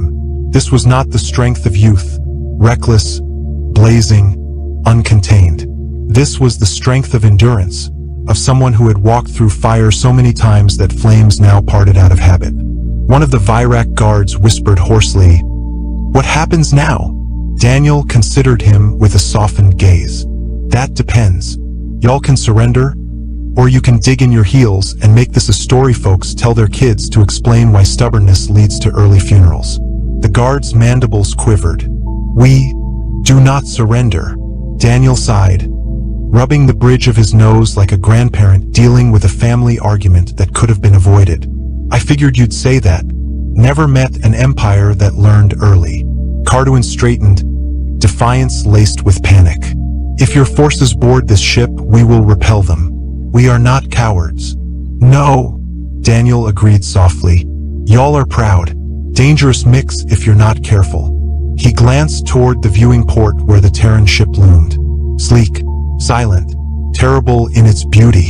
A vessel built not for intimidation but for precision. Its hull bore marks of old fights and new upgrades. A testament to a species that treated war as a craft, not a pastime. Daniel felt a small ache in his chest, pride tempered by sorrow. He had trained some of the soldiers on that ship, knew their tells, their flaws, their quiet strengths. He also knew what they were capable of when their patience ran out. The comms crackled. "Sergeant Major Briggs," came a firm, steady voice. "Preparing boarding sequence. Signal when secure." Daniel nodded at the ceiling. "Stand by, Lieutenant." Carduin whipped toward him. "Signal when secure? When secure what?"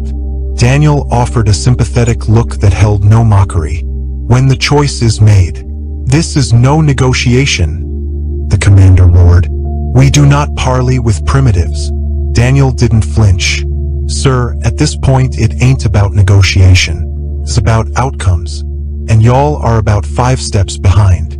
The Lumisari Elder's hologram flickered, her glow dimmed with unease. "Human, what outcome do you seek?" Daniel's tone softened. "One that keeps folks alive. That's always the first priority." Then the gentleness faded. "But if forced, we aim for one that ends the threat permanently." The chamber fell silent. The honesty of the words hit harder than any threat could. A young Virak officer, voice trembling, asked, Are humans truly so eager for domination? Daniel shook his head. No, domination's too much work. But survival, protection, that we do with everything we've got. Carduin slammed a clawed fist against the floor. We will not kneel to a dying species. Daniel raised a brow. Dying? You think age means weakness? Son, if you knew what this body's gone through... He stopped himself, shaking his head. Point is, humans are real stubborn about staying alive. And when you threaten one of us, you get all of us. Family's a flexible word where we come from. The doors thudded. Once, twice, a third time. Rhythmic, controlled. The sound vibrated up from the deck. The promise of something unstoppable waiting on the other side. The Virak guards aimed their weapons. The technicians ducked behind consoles. Even the holographic dignitaries fell silent, watching with dread. Carduin hissed, If they breach, we fire. Daniel's voice dropped into a low, grounded certainty. If you fire, you'll be lucky if they leave enough of you for a memorial. The commander whirled. Your arrogance is earned, Daniel said quietly. The fourth strike against the doors was not a blow, it was a command. The panels hissed as their locks disengaged not by force, but by authorization. Human authorization. The door split open, parting like a curtain drawn back at the start of a performance. Mist curled along the floor from the shift in pressure. Boots thudded in precise formation. Terran Marines entered. Not brash, not shouting, but moving with the fluid, purposeful silence of seasoned hunters. Armor matte black, visors reflecting nothing but absorbing everything. Their weapons were low but ready. Their movements were calm yet lethal. Daniel watched them approach with a restrained nod of respect. The Marines fanned out, forming a perimeter that left no blind angles. Their presence alone redefined the room's gravity. One stepped forward, a lieutenant he recognized by gait alone. Sergeant Major, extraction ready. Daniel smiled faintly. Good to see you, son. The lieutenant did not smile. His voice carried professional clarity. Hostiles. Daniel looked around the chamber. Shaken aliens. Desperate commander. Confusion and dread thick in the air. Not unless they decide to be. Carduin bared his fangs. You invade our vessel and expect surrender? We will not comply. The lieutenant raised his weapon slightly. Understood. Daniel lifted a hand. The officer stopped instantly, the entire Marine line freezing as though the gesture issued a binding command. Daniel stepped forward until he stood toe-to-toe with Carduin. Listen carefully, because this moment decides everything, he said softly. Earth doesn't want your worlds, doesn't want your slaves or your territory or your ships. We're not hunters looking for trophies, but we defend our own. Carduin spat. We defend our own as well. Then you should have left me alone, Daniel replied. Because now you've picked a fight with folks who don't lose the ones they care about.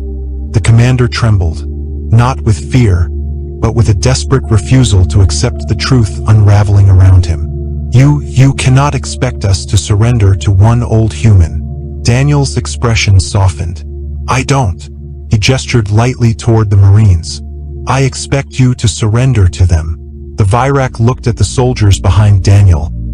Their stillness, their readiness, their restraint. Not predators seeking carnage, but guardians shaped by centuries of hardship and discipline. Warriors of a species that learned early that peace was built by those willing to pick up burdens heavier than fear. Daniel leaned closer, his voice barely above a breath. And if you're wondering what I am in all this, well, I'm just the one who asked nicely. Carduin stared at him, horror.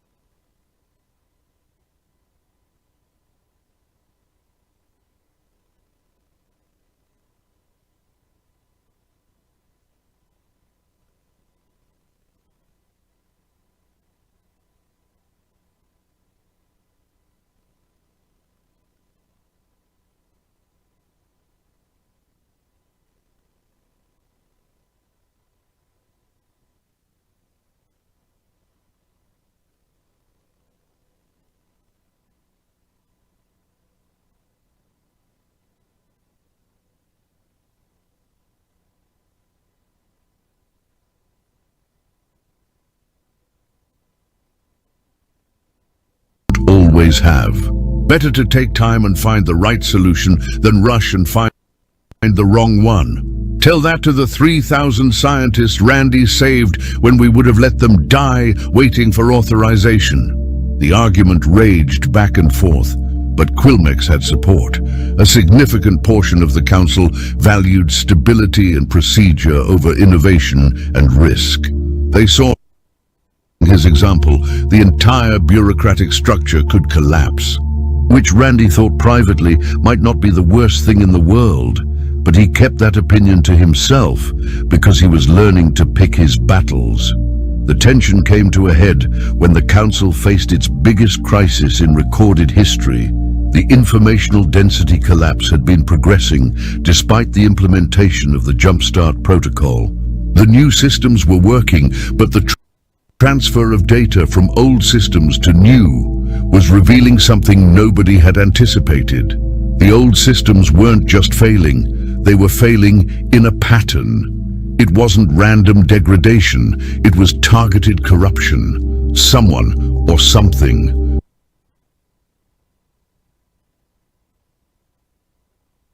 was deliberately sabotaging the council's information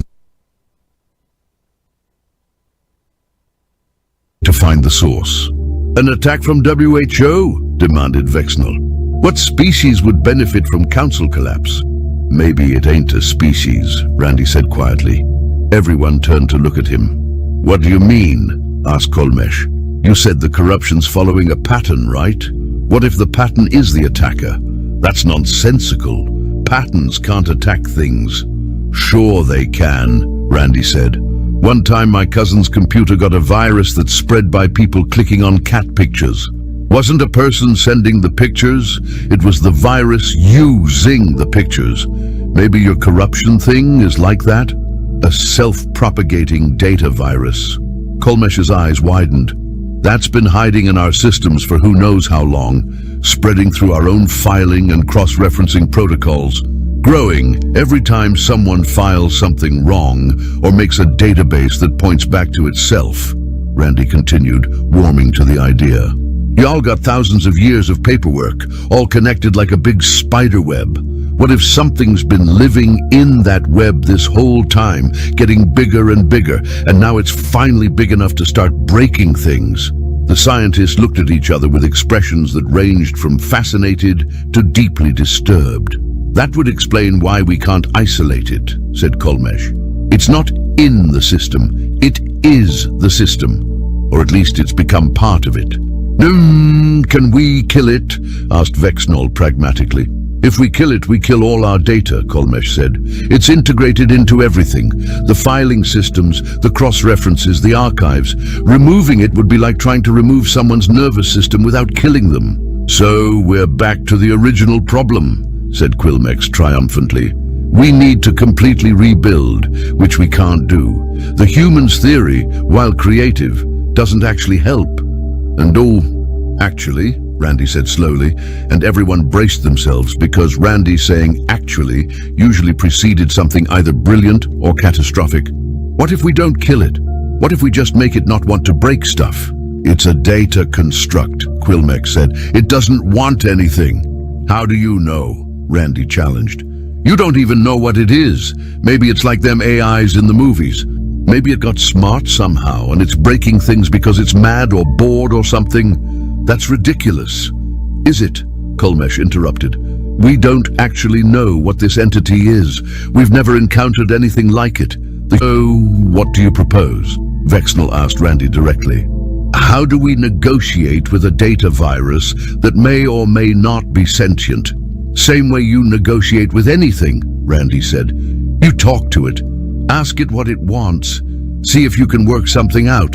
And if it wants us all dead, then we're already screwed anyway. So what's the harm in asking? The logic was difficult to argue with, mainly because there was no logic to argue with. Randy's entire proposition was based on assumptions that couldn't be proven or disproven. But the council was desperate, and desperation makes people consider ideas they'd normally dismiss immediately. Fine, said Vexnall. Kolmesh, coordinate with your team. Find a way to communicate with this thing. Randy, you're coming too. Why me? Randy asked. Because if this entity is sentient, it's been raised in a bureaucratic nightmare for thousands of years, Vexnall said. It might appreciate talking to someone who also hates bureaucracy. They set up in one of the Council's deep data laboratories, a facility where scientists studied information structures at fundamental levels. The room was filled with holographic displays showing cascading data streams, interconnected nodes, and patterns that hurt to look at for too long. Kolmesh's team had isolated a section of the corruption, contained it in a closed system, and established a rudimentary communication protocol. Basically, they could send text-based queries and receive text-based responses. Whether those responses would make any sense was anyone's guess. Ready? Kolmesh asked Randy.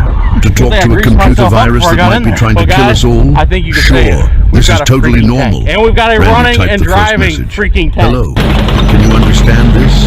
The response. That was the most exhilarating thing I've ever done. Good thing I greased myself up before I got in there. That's just gonna go to work for you guys. That was the most exhilarating thing I've ever done. Good thing I greased myself. That's just gonna go to work for you guys.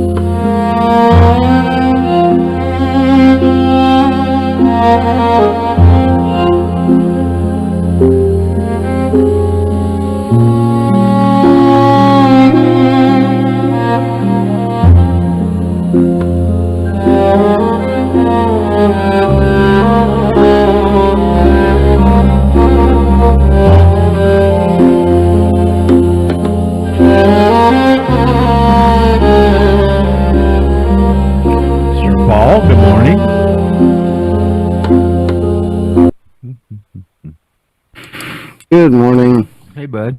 How we doing? All doing good. All right. No plumbing How you problems. doing? Yeah, all right. Beautiful morning here. Stunning. Cool.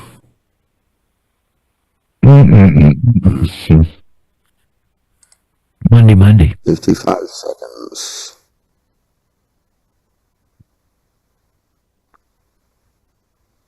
Another one of those Mondays. Yeah. I got to check in with Casera and see what's going on with him. Shit, he hadn't been with us in 6 months almost. Mm-hmm.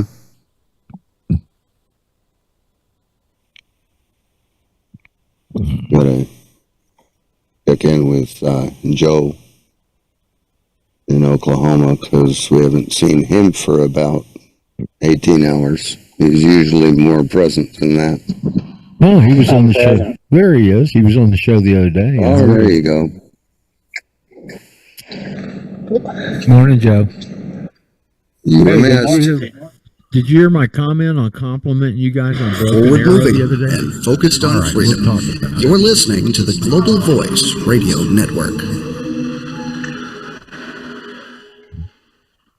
This mirror stream is brought to you in part by MyMitoBoost.com for support of the mitochondria like never before. A body trying to function without adequate mitochondrial function is kind of like running an engine without oil. It's not going to work very well. It's also brought to you by SnapFat.com. That is SnapPhat.com. It's also brought to you by the Prife International Terahertz Frequency Wand through iTerraPlanet.com. Thank you so much for joining us, and welcome to the program.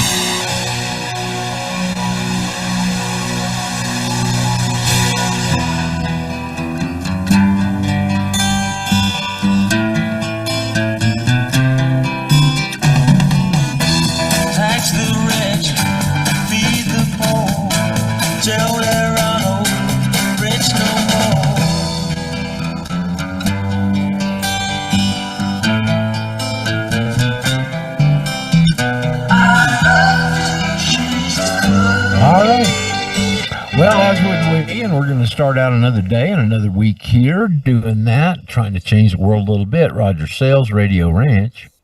And the date stamp for Tom D is January 19th, 26, 1926. Here we go. We're tailing into the bottom third of the first month. So anyway, it's been pretty exciting so far this year, you have to admit.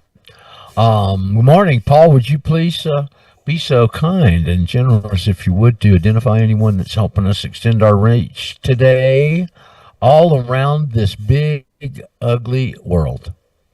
Yes, I'd be happy to do that. We're on EurofolkRadio.com, thanks to Pastor Eli James. And we're on RadioSoapbox.com Tuesday through Friday, thanks to Paul English. So they're not with us today. We're on Global Voice Radio Network, both audio and video platforms, radio.globalvoiceradio.net, and Rumble. www.globalvoiceradio.net. Our website, of course, The Matrix Docs, thematrixdocs.com, and we use free conference calls so people can join us live on the show. Got room for about 1,000 of you. Come on down. We encourage it. Pull up a seat, set a spell, and all that. That's all I've got. Good morning, Raj. Happy Monday. Hey, Paul. Thanks. Happy. And I would like to tell the audience, Morning. maybe some new folks out there. You've joined the largest contiguous group of truly free people meeting on a regular basis in this world. They're meeting over there in Davos this week.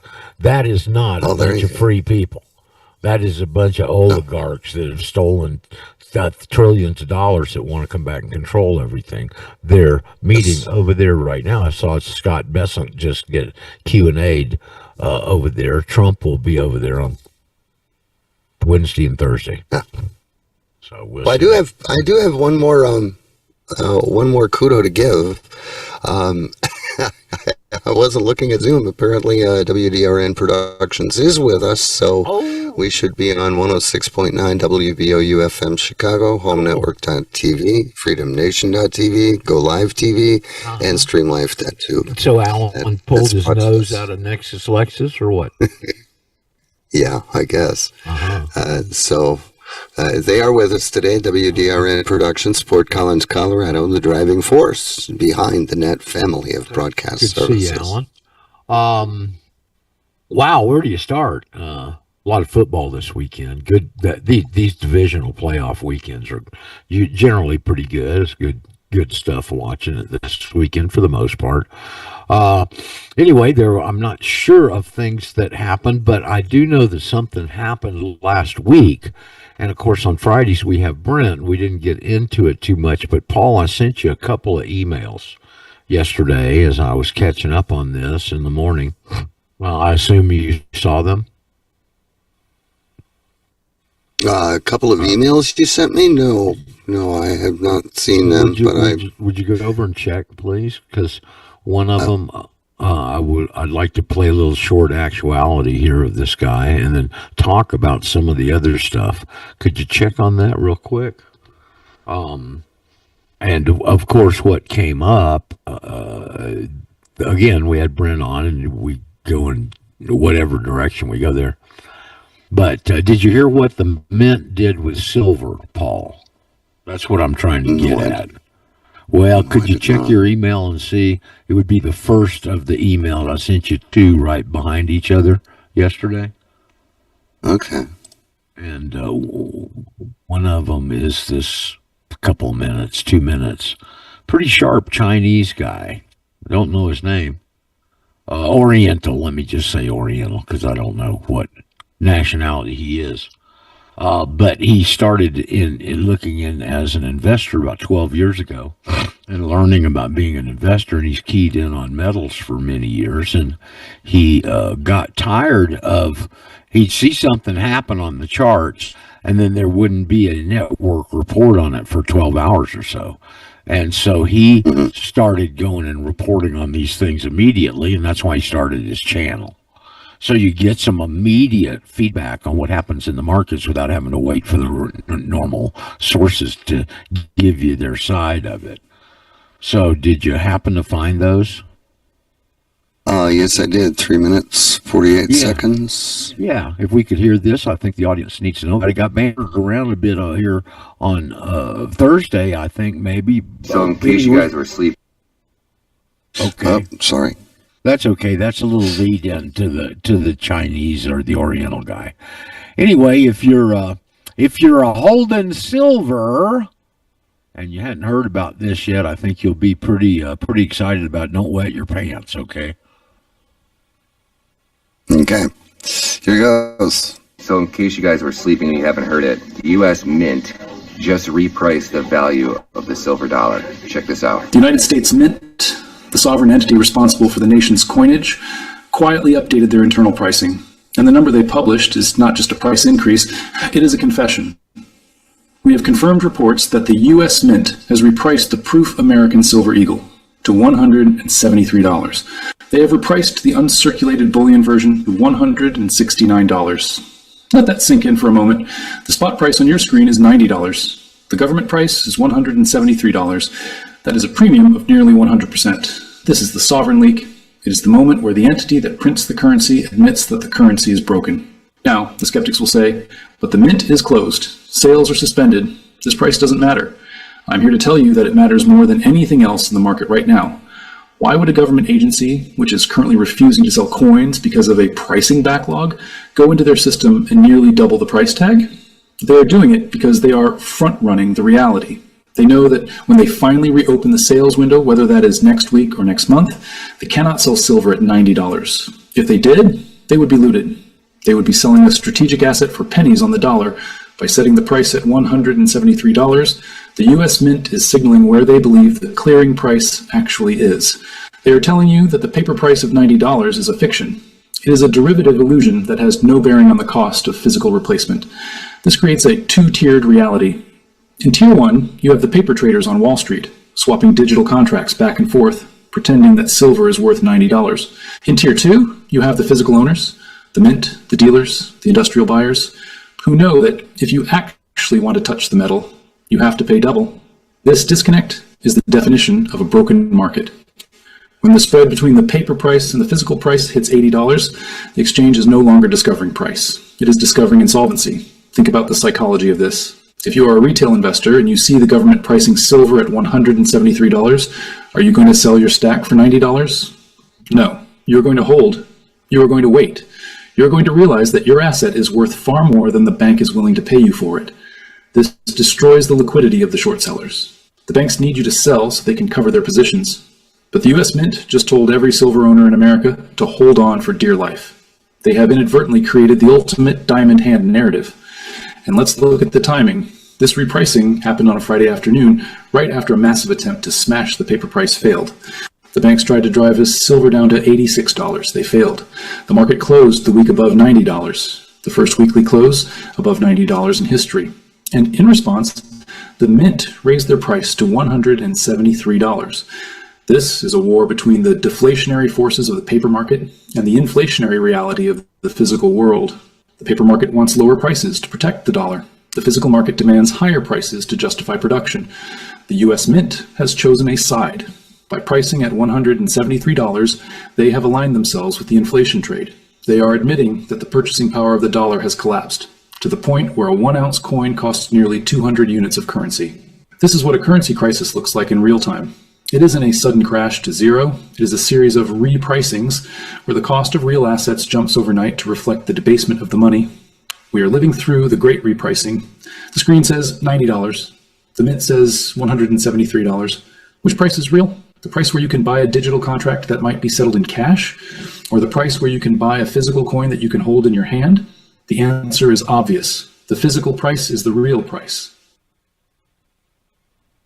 Well, there you go.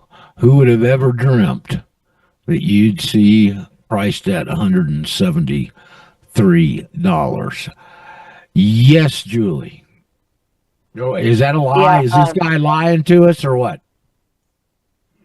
No, I wouldn't say he's lying. You just need to, when you get stuff off of YouTube or you get stuff off of X and stuff, that sounds very much like the Asian guy. I do follow him on YouTube. It is. But I just gave a whole thing. He's Asian. I don't know if he's Chinese or what, but he's very sharp because I watched a whole bunch of his other stuff yesterday. Go ahead.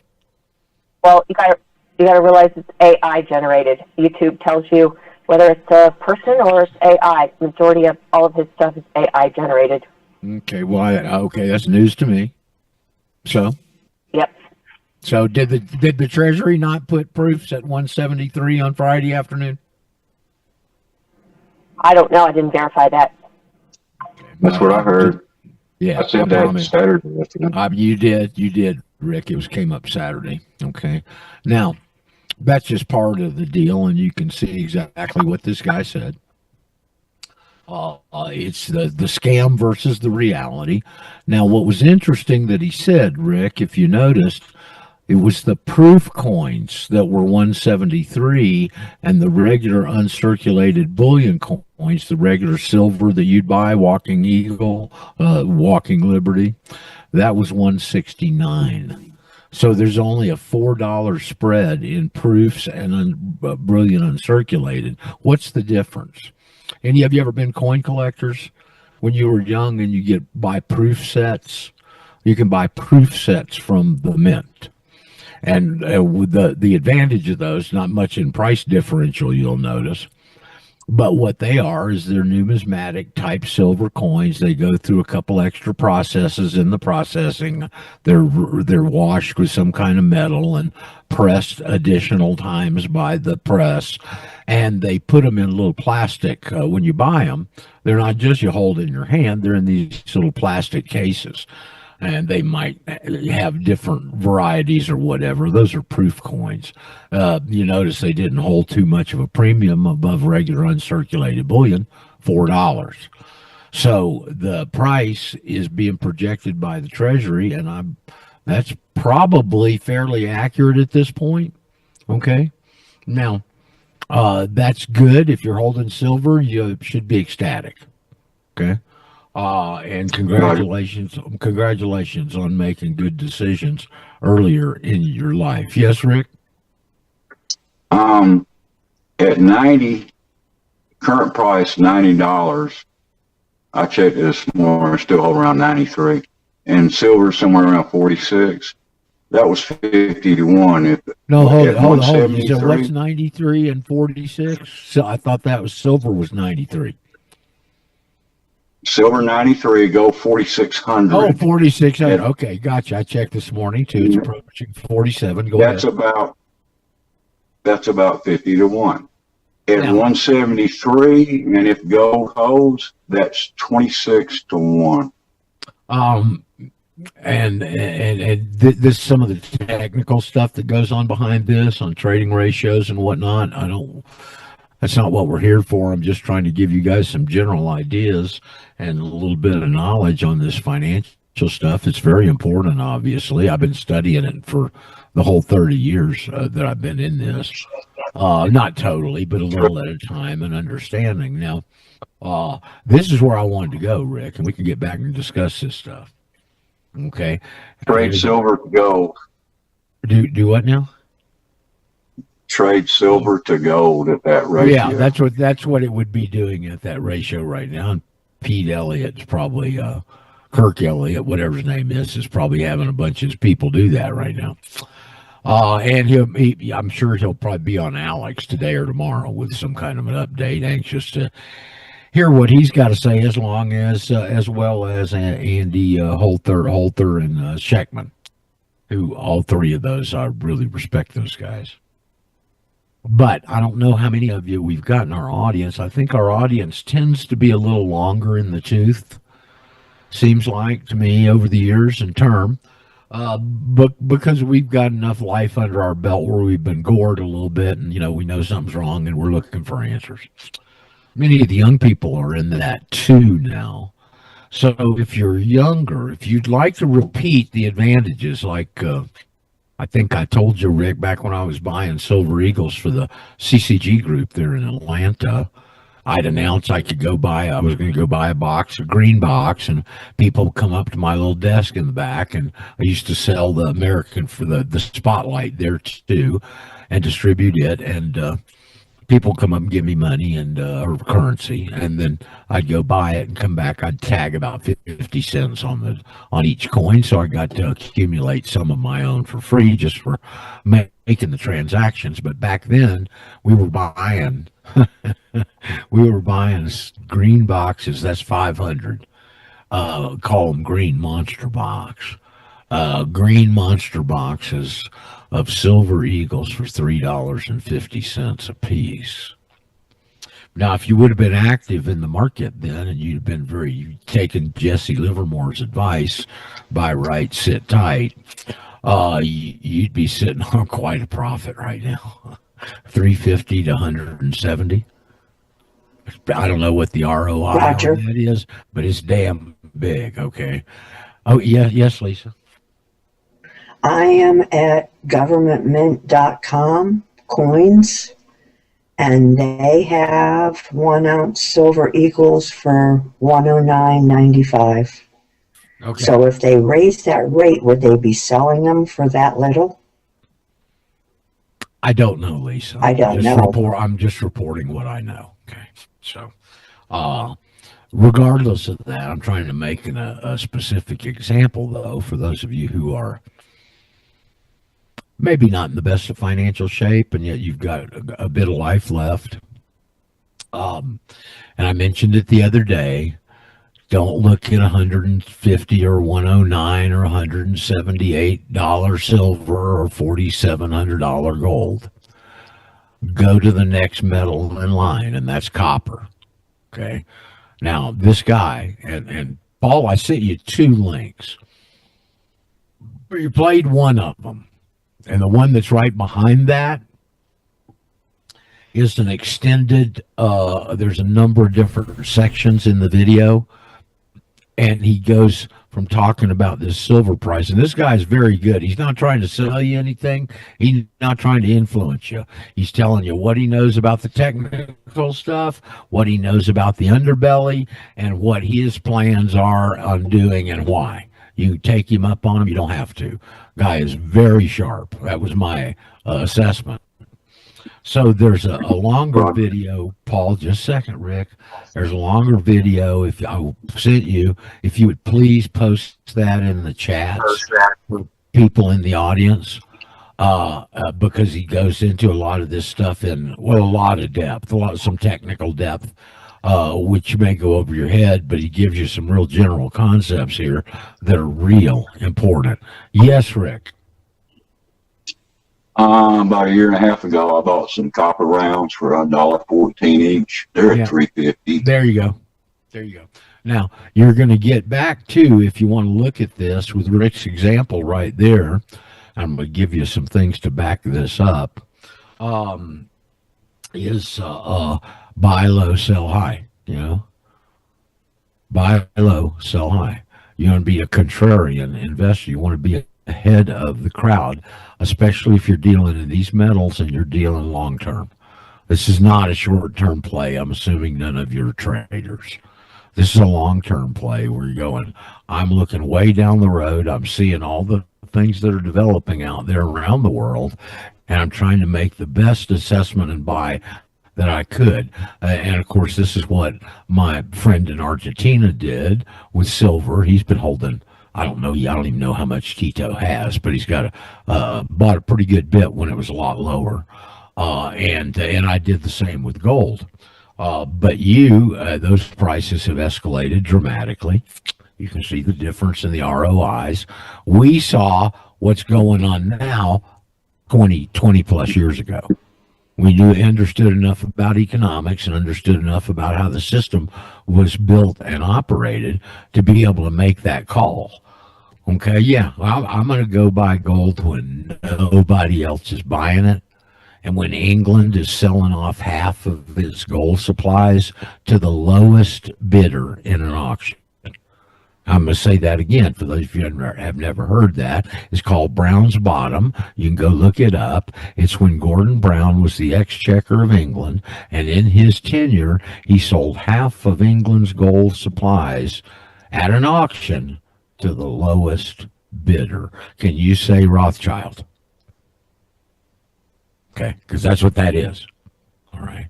Now, when everybody else is selling, even in that ridiculous situation, I was buying. Now, it's just really, it was serendipitous for me. I was at that point in my life. I had this wonderful situation with total cash flow, and I understood all this information, and I knew I was going to take this paper money and go get some metals with it. And Tom Cloud, my buddy, who I hope Tom's still with us, was one of the top 20 coin dealers in the world, was a friend, and he lived in the same town I did.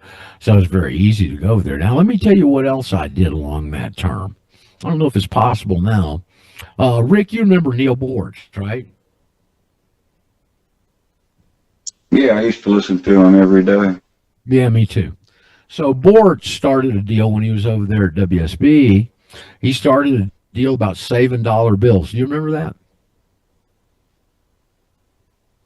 No, not specifically. Well, he had a long I one. do. He did it for months. Brent does, and Bortz would go save dollar bills. He said, what I've started doing is every time I come home and I empty my pockets and I got a dollar bill in there, I stick it in a jar. And I had all that great cash flow back then. I thought it was a good idea. I said, well, I'll not only do that, I'll take fives. When I got fives, I'll shove them in there too. You'd be shocked at how quick that mounts up into thousands. I mean, you'd be shocked, okay?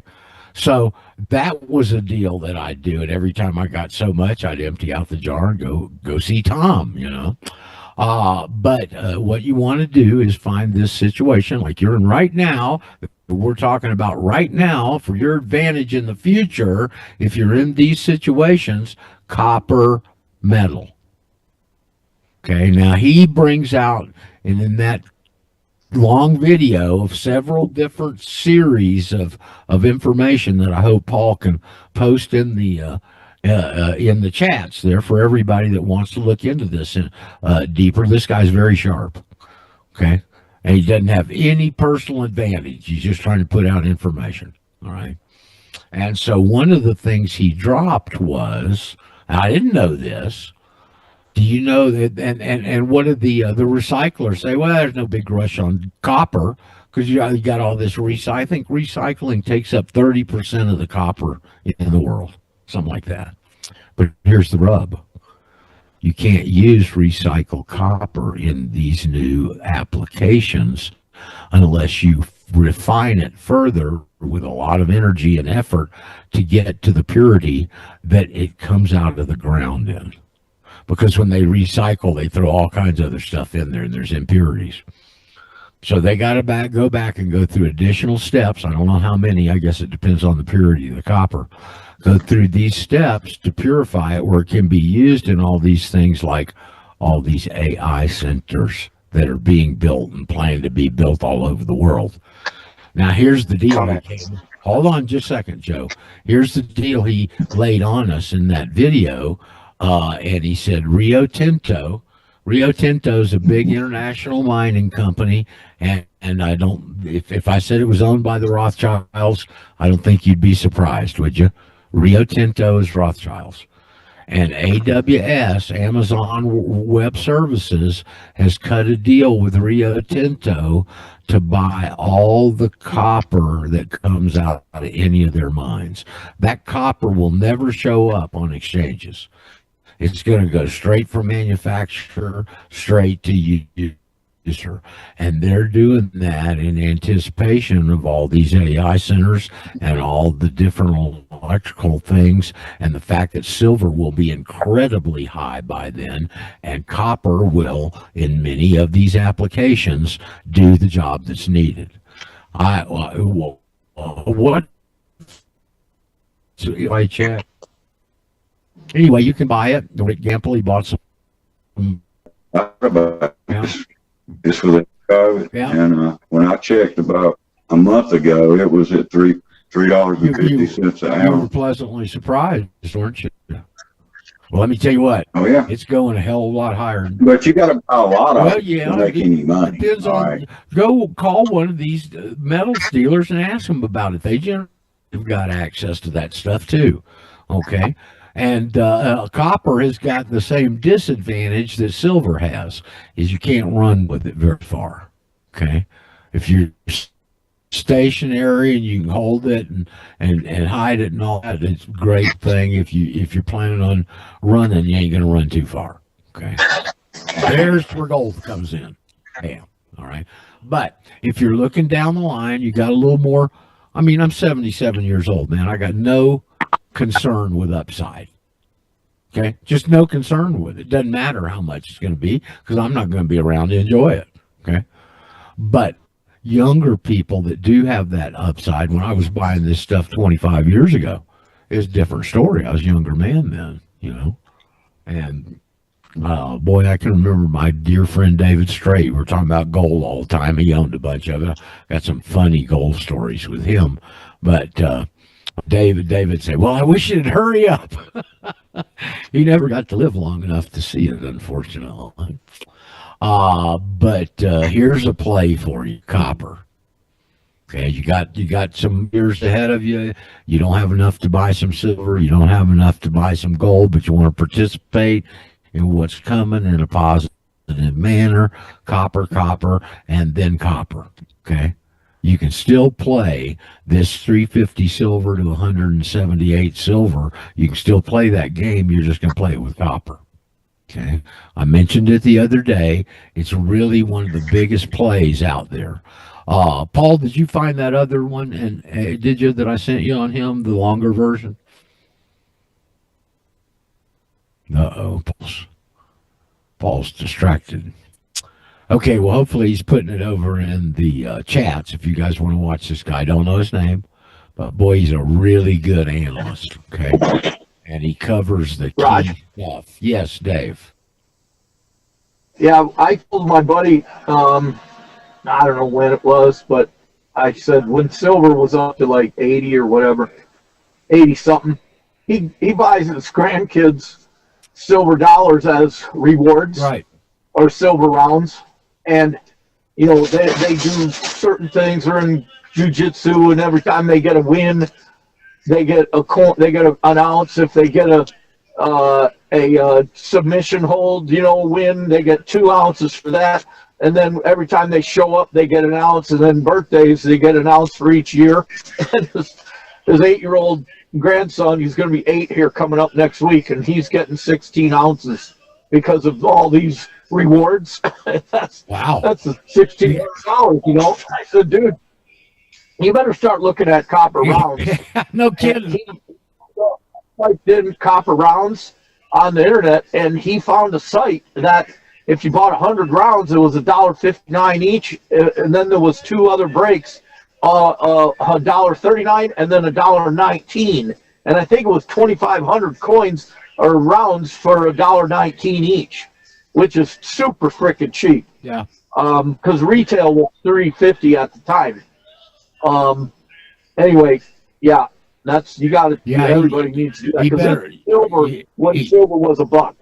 He better make the switch over to copper before the grandkid knows what's going on, or else he's going to be bankrupt.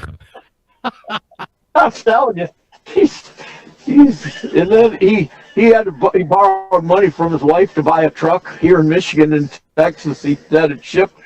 Really super nice 3-ton or 1-ton Dodge 06. He got for like 10 grand, and he borrowed the money from his wife. And he's been telling her, trying to get her to buy gold and silver for years, and she never would. And now she told him, the money you borrowed, she's from South Korea, right? She says, the money you borrowed, I want you to pay me back in silver. When she started seeing what he was doing for the grandkids. Yeah. Yeah. Well, it's an interesting world. Very few people know much about it, really, on the whole, in a big percentage. And, of course, our community is very aware of it because of the things we're aware of and who runs stuff and why.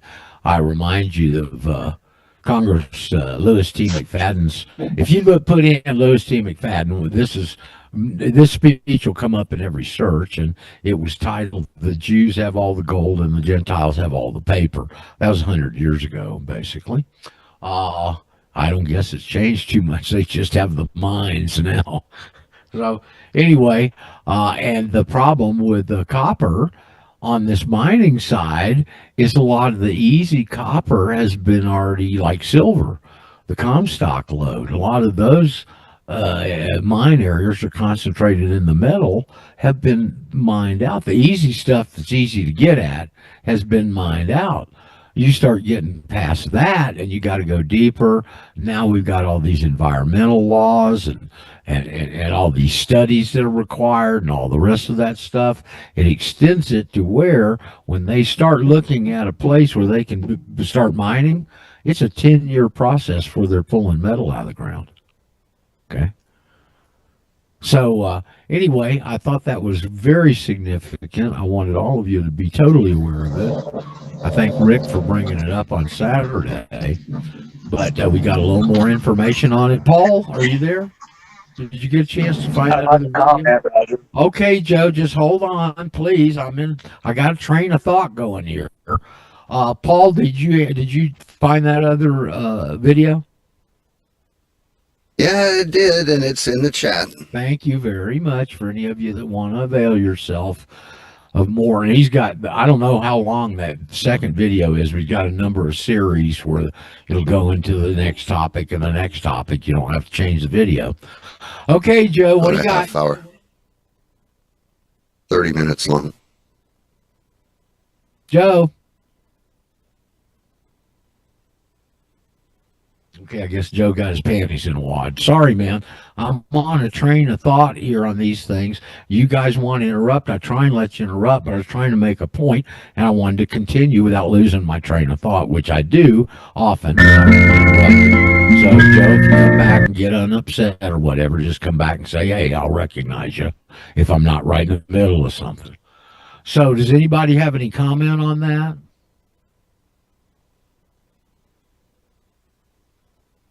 Anybody got any questions on that? Are we flaccid? Do we have a flaccid audience here on Monday? I think they're still recovering from Sunday. Okay. Yes, Joan, good morning. So does this mean that if I go to my coin dealer, that they're going to want to sell me an ounce of silver for $173? No. We're going to see what it means as we go forward. I thought the guy explained it real well. Did you not get it? The $90, they're trying to keep the price suppressed because of all the adverse reactions if it goes up to 178, and the Mint announcing that they'll sell proofs at 173, excuse me, and regular uncirculated silver at 169. It means exactly what that guy said. Were you not listening? It's a divergence in the scam price and the real price. And the Mint is telling you the real price. Okay, thank you. Uh-huh. So, anyone, I know this stuff gets complex, the financial stuff, and you can, if you look into that guy's video, he'll get into some complex aspects of trading and this, that, and the other. Okay. So, but Roger. You don't have to go too deep into that to understand that you're very advantaged. What's the best tip I can give you? Buy low, sell high. Yes, sir. Yeah, smart to spark. I'm sure there's others tracking that, but I sent several of those videos from that Asian guy. It's John AG, which stands for John Asian Guy. Now, I found it very articulate. I found it very keen. I learned some things. Now, but I also, in another one of his videos, he says that the AI is like borrowed his likeness and is making up a whole lot of AI videos, which is what the other gal brought up, Julie, I think it was. That so here's the thing, and my email address is Beyond the Maya. Beyond the Maya. What does Maya stand for? Mask of illusion. So what's going on here is with all this information that's coming through, how many storylines are we being given? How many facades are they putting out? But I did find this Asian guy to be the most articulate I've ever come across, and so I'm still continuing to listen to other ones of his videos, like when he talked about copper. I think I sent that one to you because I also sent it to Vincent. Vincent's really sharp with this stuff too, by the way. But on this note, I want to ask you something about banking, because it's been a while. I do have a bank account, and I signed up for that several years back. But when we sign up for a bank account, do they ask you if you're a citizen or resident? Do they do that in the paperwork? I have not applied for a bank account in many years, man. I don't know. They probably do. Okay. I'm not sure. But I do know one thing. When they give you that little index card to sign, right? Yeah. You ask them to bring out all the regulations that entangles you in or obligates you to. They'll come in with a wheelbarrow full of books. Yeah. Well, and I'm bringing this up for a reason. I don't know if you I track a lot of different channels. One of them is Judge Napolitano, who is a constitutional judge. He's there Do you follow him? I do, when he can get his damn stuff up timely. You go look at his channel. It was 6 days ago. I don't want to hear 6 days ago. I want to hear today's. And they're not reposting that stuff, at least where I check. So that's what aggravates me about the good judge, but go ahead. Yeah, well, I found that too because I was looking up because Scott Ritter, and I don't know if you know about Scott Ritter. Scott Ritter is a Marine officer. He was a nuclear inspector in '91 where he was going, the Saddam Hussein weapons of mass destruction. He was saying he couldn't find any cake. All right, so now get this. I just want to bring this up about this, if we have to sign for, that we are a citizen, because I haven't signed up for, and I'm going to go to a bank today and find out from what, but I'm also asking your audience, not just you. I know your situation because you're in Ecuador. So here's the deal. They basically took all of his money. On Thursday, I think it happened. They took all of his money out of all of the accounts. He was with Citizen Bank, and they took all of his. And here's nothing he can. So there's a video. Hopefully I sent that one to you. About interacting. It was another video with another gal, and he goes into detail of the degree that they have come at him. Go ahead. Are you connecting the dots? Somebody's been sending me. Yeah, I'm doing. Is Connecting the Dots is their email name, and I've got this Scott Ritter this morning, and I've got it queued up, but I just hadn't had time to watch it yet. So they seized all his money out of the bank. Yeah, and Scott's really sharp. I mean, he's really sharp. Out of all the people, this is a nuclear guy, for God's sakes. Go ahead. Yeah. So since '91, they've been coming at him. That was probably the CIA deep, and then the FBI's coming at him since '98. I mean, you can imagine how many monkey wrenches they've been throwing in his life. And he says for 34 years, and he doesn't bring this up when he's talking about whatever he's talking about. But I mean, they're putting him under a tremendous duress. Now he's sharp. So they took his money, and there was nothing, absolutely nothing he could do to get it back. He's going to get it back, but his local bank had not put in any kind of alarm on him. He also, when he went to Russia, because he gives detail in the video you watch, before he went to Russia, he told the bank he was going there, so he was going to have to withdraw cash money to take with him because you can't wire money to Russia. Right. So anyway, so that's why I was wondering, because he may not know about your information, what we're doing here, but the thing is, they totally cut him off, and he won't get his money back for like 14 days. He will get it back, but that's the degree.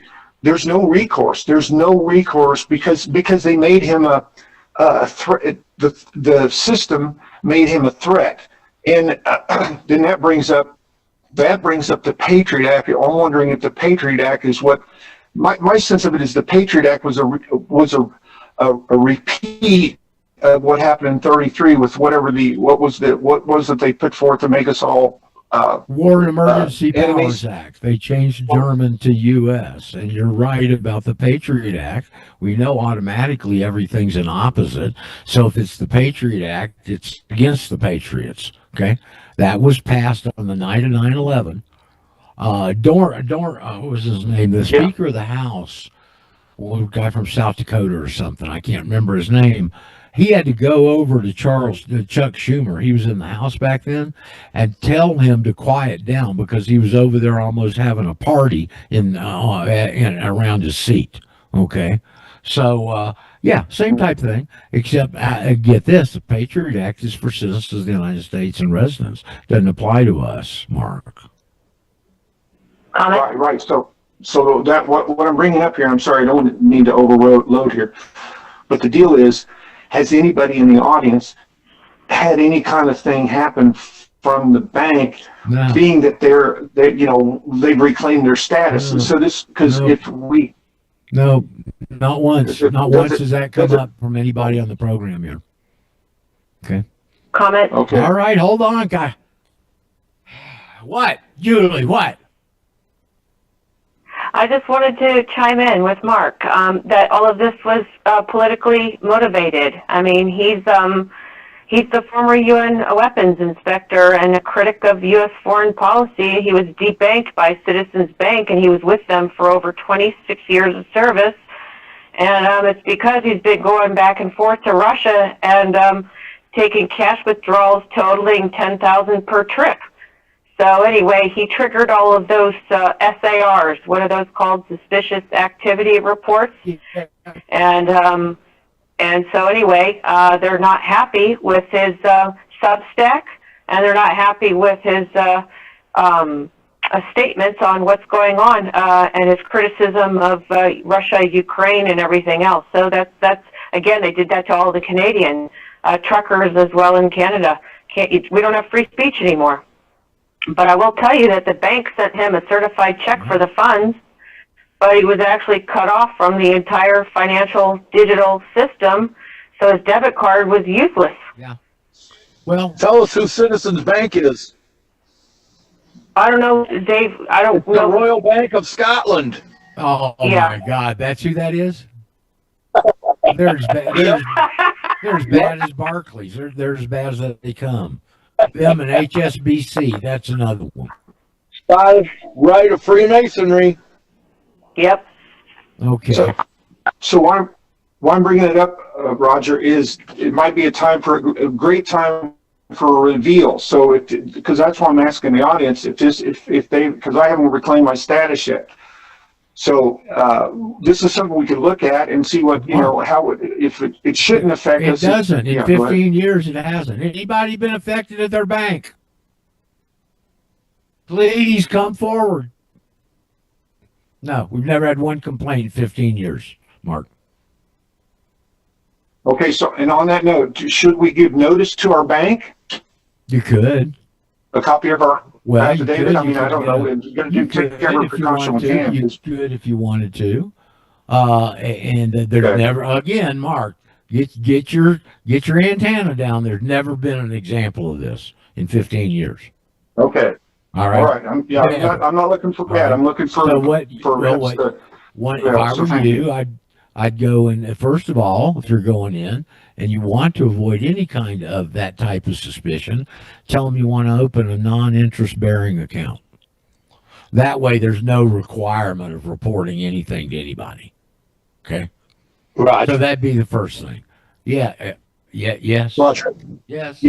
We got a credit union, and when we opened our credit union account, we gave them our passport cards, and they accepted them. She wanted my ID. My state ID was expired by I don't know, multiple years.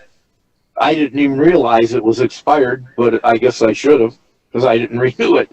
Anyway, they let me use my expired state ID and my passport card to open up that credit union bank account. Well, you couldn't drive on that expired driver's license. Hold on, Dave, just a second. You couldn't drive on that expired driver's license, but it does suffice, even though it's expired, as ID. And that went along with the passport card, and that's what they were relying on. Yep, and we did give them our affidavits, and they have kept them on file. So okay, there you go. Never been any backlash from the banks, Mark, to my knowledge. I can't remember one incident. Okay. Roger. Yes, Larry. Yeah, my suggestion is on these forms where it says it's asking you, are you a U.S. citizen, or it'll probably have a check mark box, and it'll say citizen of the United States. Is usually, it's a more formal way of saying it. All you got to do is put in parentheses of America, and now you've defined your terms, and no one will be the wiser. Okay, there you go. Same, another approach. Again, never had any backlash from this sector. We've never even had anybody have their bank accounts frozen, much less all the stuff seized. They are very hyper sensitive about Russia because the Jews hate the Russians. They hate them. Okay? The Russians don't, well, the people probably hate the Jews, but Putin doesn't, and the hierarchy doesn't too much, it appears. But, buddy, they do not like each other, and that goes back for a long time. When the Rus, that wasn't even the Russia, they were just these Slavic people up there, and they came down and broke up Khazaria. There's always been a bitter resentment from the Jews on this. Okay? So, I think that's what's responsible for Mr. Ritter's problems. Mark, you've seen that video, evidently, you know the story. Was there any process behind it? In other words, that is a self-help remedy. Lien, levy, garnishment, seizure. They've always got to have process behind that. Was there any process behind it that they talked about in the video? Which process with Ritter? Yeah, you don't just go grab people's stuff. You got to go through a process. This is not admiralty Okay, well, here's law. the thing. Here's okay. Okay, well, here's the thing. What he on that video with Savvy Gabby or something, whatever her name is, he says that he had really good relationship with his bank and everybody that worked there. So so he went to check if did you guys flag me or something, and they had not flagged him. So it came from a deeper level. And he's revealing that how they've been messing with him, and I know they're messing with him now because it's staying in Iran. I mean, and by the way, he doesn't give Trump much acknowledgement because it's a game within a game within a game. He knows this, man. I mean, he was the one inspecting. The Israelis are doing it.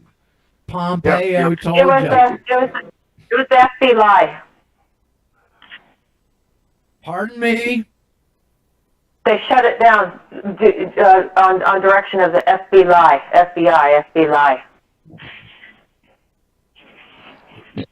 Thank you, Cash Patel. I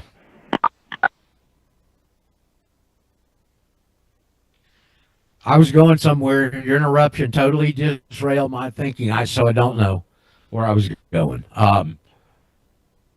They're talking about Scott Ritter and he's getting his funds seized. It has to do with deep state jewelry and their hatred of Russia and him evidently going over there on a frequent basis. He's carrying dollars with him to survive, I would assume. But I just don't know. I haven't seen the video yet. All I'm hearing is you guys, and so I don't know. I'll find out later. Does anybody know any important facts on this?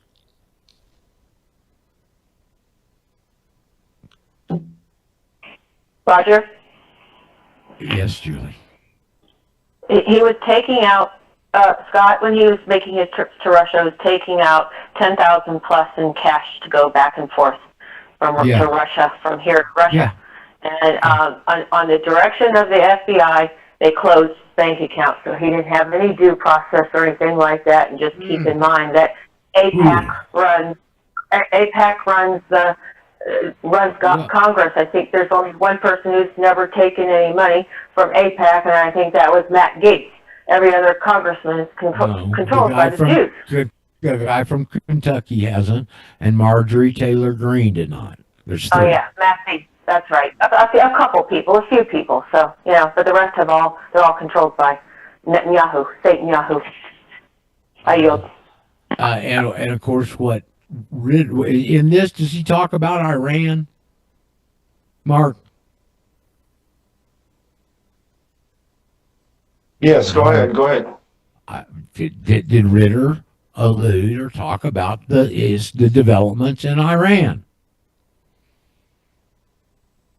No, he did. Well, not in that video where he's giving up what's going on with him personally. But well, that's the next. I know. Go ahead. Yeah. So here's the point, because they know that Ritter's sharp and he's about the truth of the best he can decipher the truth. And he's been caught up in all this, and they went against him because he couldn't find a yellow cake, didn't go along with the plan, and he also clarifies that they offered him a chunk load of money to join the team. Of course. And he said, "Well, I appreciate that, but I'm not going to go against what I believe." And I think they offered him like $6 million or something thereabouts, millions of dollars to join their team, because they like people that are sharp. They want to compromise them, get them on, It's ridiculous, man. So I appreciate, because he's on the front line of this stuff, and I very much appreciate. I appreciate it because he's a Marine. I really appreciate the high standard of Marines, and he's the real deal, man. So anyway, Yeah, I agree with that. Roger? You're very contrarian.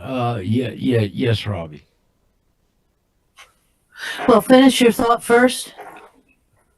I was going to go off into Iran. What do you have to add here? Yeah. Robbie? In regard to Iran, I understand that Tulsi Gabbard has presented speeches and has told the administration that there's no evidence that Iran has any She was doing that. nuclear weapons. She was doing that over a year ago. And Trump attacked her, And so did and now the- she's not allowed. so She's did not the- allowed at any of the meetings. They've locked her out. Well, there's your neocons taking control of the Trump administration and the Republican Party. Okay, I don't know whether that's still the case. That was the case about 6 months ago.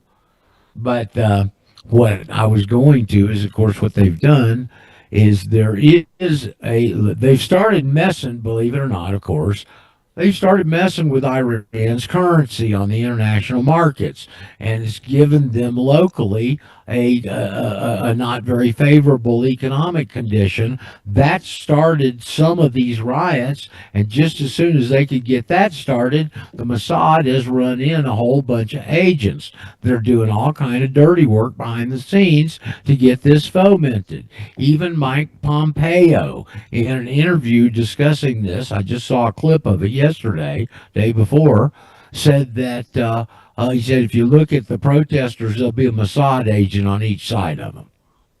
That's what's going on in Iran. They've come back and just, like they always do, well, we can't get Trump to go bomb them again, so we'll come in with another angle. This is what they've worked on. They've got the currency screwed up. They've screwed up the economy. They got people pissed off. They get them rioted in there and influence them and right there with them. And then they go do stuff like bomb synagogues and stuff.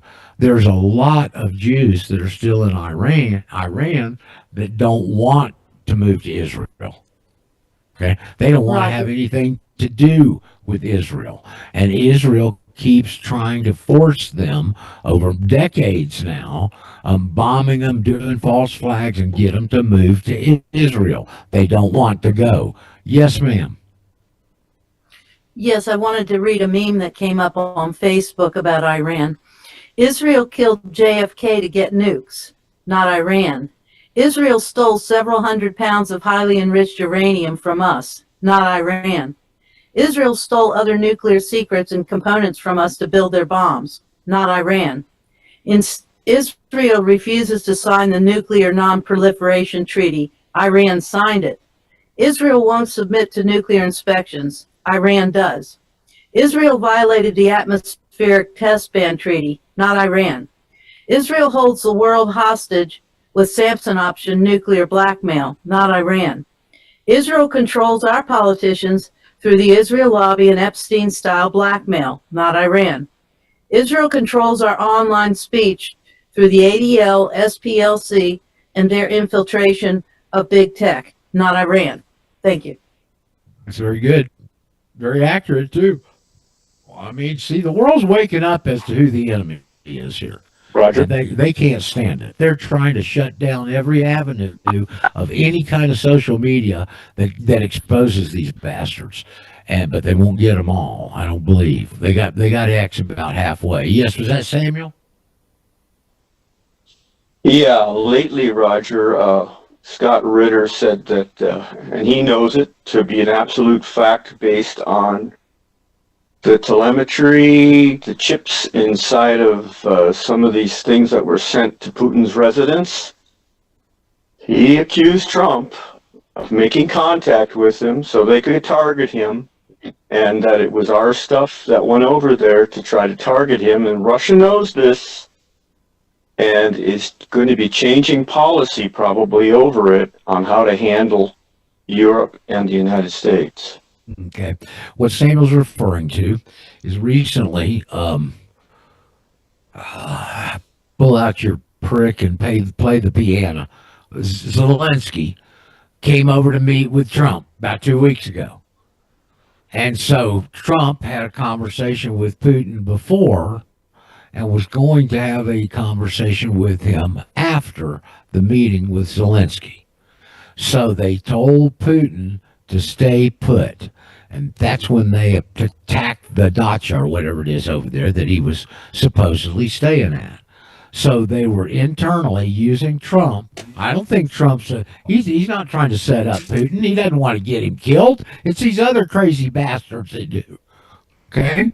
Putin is the biggest threat to them in the whole world.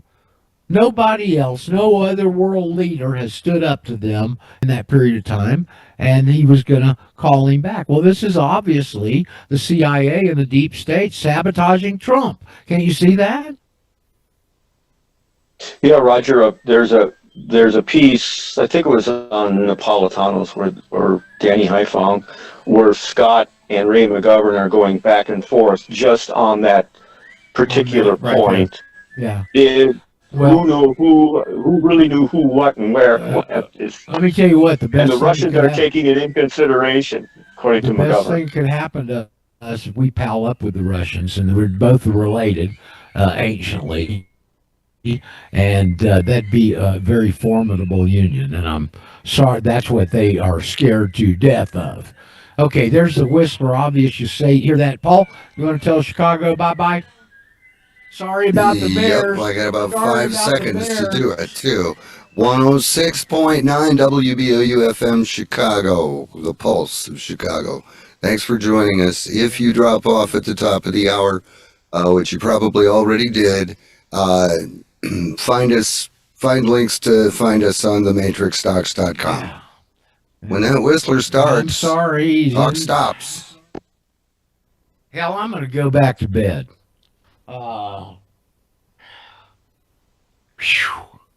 Sorry about the Bears, Chicago. There's always next year. Okay. Now, good Lord, it's been a confusing first hour. Who are you pulling for tonight, Roger? Oh, I don't think there's any doubt who's going to win that. I don't think so either, but I'm still going to pull for Miami. What's the spread? You know the spread tonight, Rick, by any chance? I don't. 7 maybe. They're favored. Oh, yeah. It's got to be higher than that. This Indiana football team's for real. They are one of those rare teams that comes along, and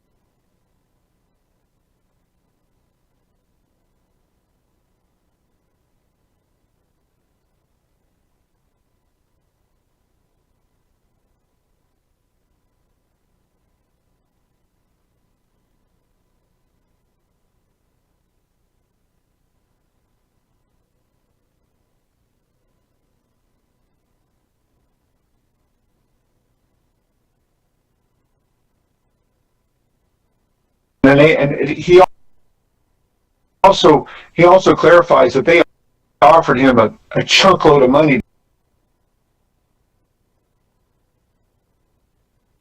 Laughed. They had pushed him. Maya could see it in the way they stood, in their proud.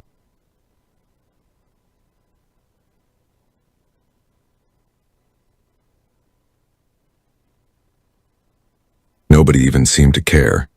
Maya's translator implant buzzed in her ear. It was picking up whispers from nearby tables. It's like runt and worthless and omega filtered through. Whatever those words meant in this context, they were not kind. The small creature's shoulders shook. Maya realized he was trying not to cry. She looked down at hers like runt and worthless and omega filtered through. Whatever those words meant in this context, they were not kind. The small creature's shoulders shook. Maya realized he was trying not to cry. She looked down at her sandwich. She looked at her apple. She looked at the protein bar she had saved for later. Then she looked back at the small wolf creature gathering spoiled meat from a dirty floor. Her roommate, a bird-like creature named Pip, had warned her many times. Do not interact with predator species. Do not break the social rules. Do not draw attention to yourself. Humans were already viewed as dangerous deathworlders. They came from a planet with heavy gravity. Humans were survivors, and that made other species nervous. But Maya had not traveled across the stars to watch a child go hungry. Cafeteria. Maya picked up her tray and walked toward the small creature. Her translator began buzzing warning messages in her ear. Social hierarchy violation detected. Interspecies contact not recommended. Predator species protocols being breached. Maya ignored it. She knelt down beside the small wolf creature. Up close, she could see that his fur was not just patchy but scarred. Burns, maybe, or chemical damage. His eyes were a startling yellow color, and they went wide with fear when he saw her. Hey, Maya said softly. Are you okay? The creature scrambled backward, dropping the meat he had gathered. His translator collar spoke in a growling voice that did not match his small size. Stay back, lesser species. This one does not need your pity. Maya knew a recorded message when she heard one. The words were formal and stiff. Someone had programmed that response into his translator. She wondered if he even understood what it said. I'm not offering pity, Maya said. She sat down on the floor, cross-legged, and placed her tray between them. I'm offering lunch. You're hungry. I have extra. No strings attached. The creature stared at her, then at the food, then back at her. His nose twitched, and she could hear his stomach growl from where she sat. What is your designation? His translator asked, though this time the voice sounded more like his own. My name is Maya. What's yours? This one is called Krush. He pronounced it with a rolling growl that her translator struggled to copy. This one is not permitted to accept charity from lesser species. Pack law for...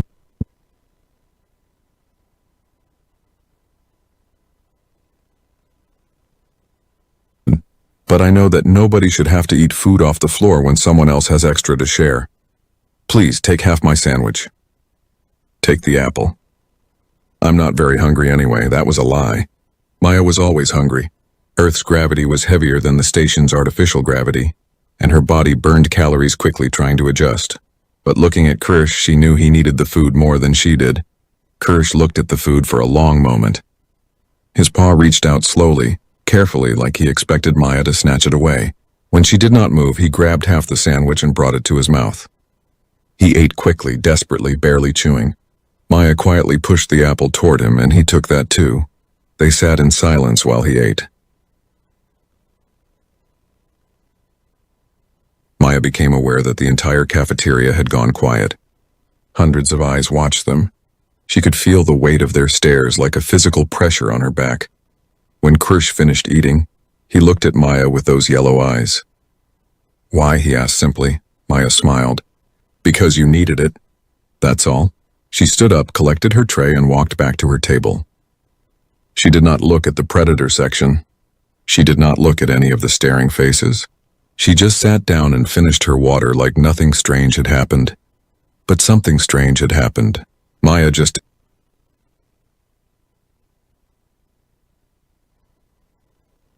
in circles around their small dorm room, feathers puffed up in distress. You have made a terrible mistake, Pip chirped frantically. Predator species do not forget debts. They do not forget insults. You have humiliated their pack in public by showing kindness to their lowest member. They will come for you, Maya. They will come, and I do not know what they will do. Maya lay in her bed staring at the ceiling. She thought about Krish's scared eyes. She thought about his thin body and scarred fur. She thought about the way he had eaten like he had not had a real meal in days. Then let them come, Maya said quietly. I'd do it again. Outside her window, the stars turned slowly as the station orbited the neutral world below. Somewhere in those stars was Earth, her home, impossibly far away. Maya closed her eyes and hoped she had not just made the biggest mistake of her life. She had no way of knowing that in the Predator section of the dormitories, 7 adult Vakrians were holding a meeting that would change everything. She had no way of knowing that her simple act of kindness had invoked an ancient law older than human civilization. Maya Chen fell asleep thinking about a scared little wolf creature and wondering if he would be okay. She did not dream of honor or ancient debts or blood oaths.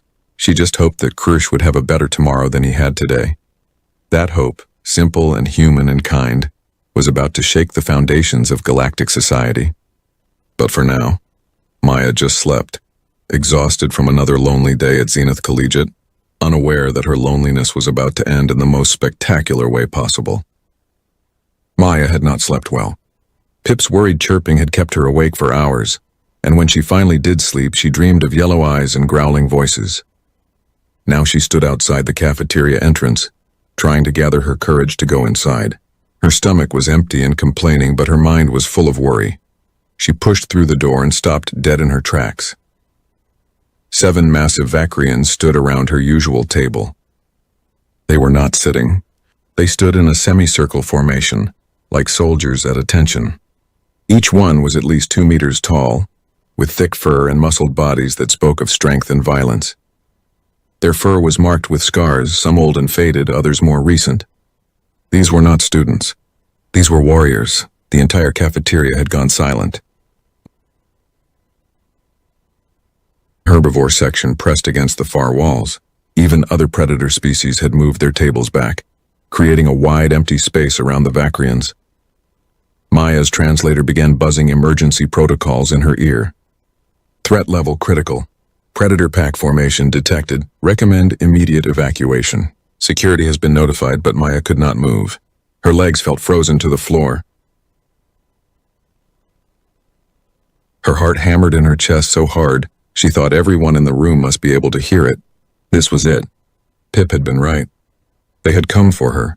The largest Vakrian, Maya thought, though it was hard to tell with the species. Her fur was gray like storm clouds, and a jagged scar ran from her left eye down to her jaw. She wore what looked like military insignia on a band around her upper arm. When she moved, the others shifted to maintain their formation. This was their leader. The leader spoke, and Maya's translator struggled with the words. The language was formal, archaic, full of grammatical structures that made no sense in standard galactic common. The translator kept buffering, trying to find equivalent meanings.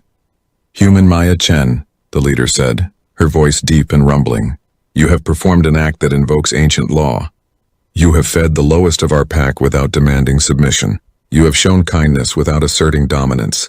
You have protected the weak when you had no obligation to do so. These actions fall under the blood debt protocol, established in the time before our people reached the stars. Maya's mouth was dry. She tried to speak, but pack. Veteran of the border wars, guardian of the weak. These are my warriors. She gestured to the 6 Vakrians behind her. We have come to answer the debt. Maya finally found her voice. I don't understand. I just shared my lunch. I didn't mean to invoke anything. Shara's ears twitched in what might have been amusement. Ignorance of law does not negate the law, but your ignorance makes the act more pure. You did not help young Krish for honor or debt. You helped him because he was hungry and you had food. This is the highest form of alpha kindness.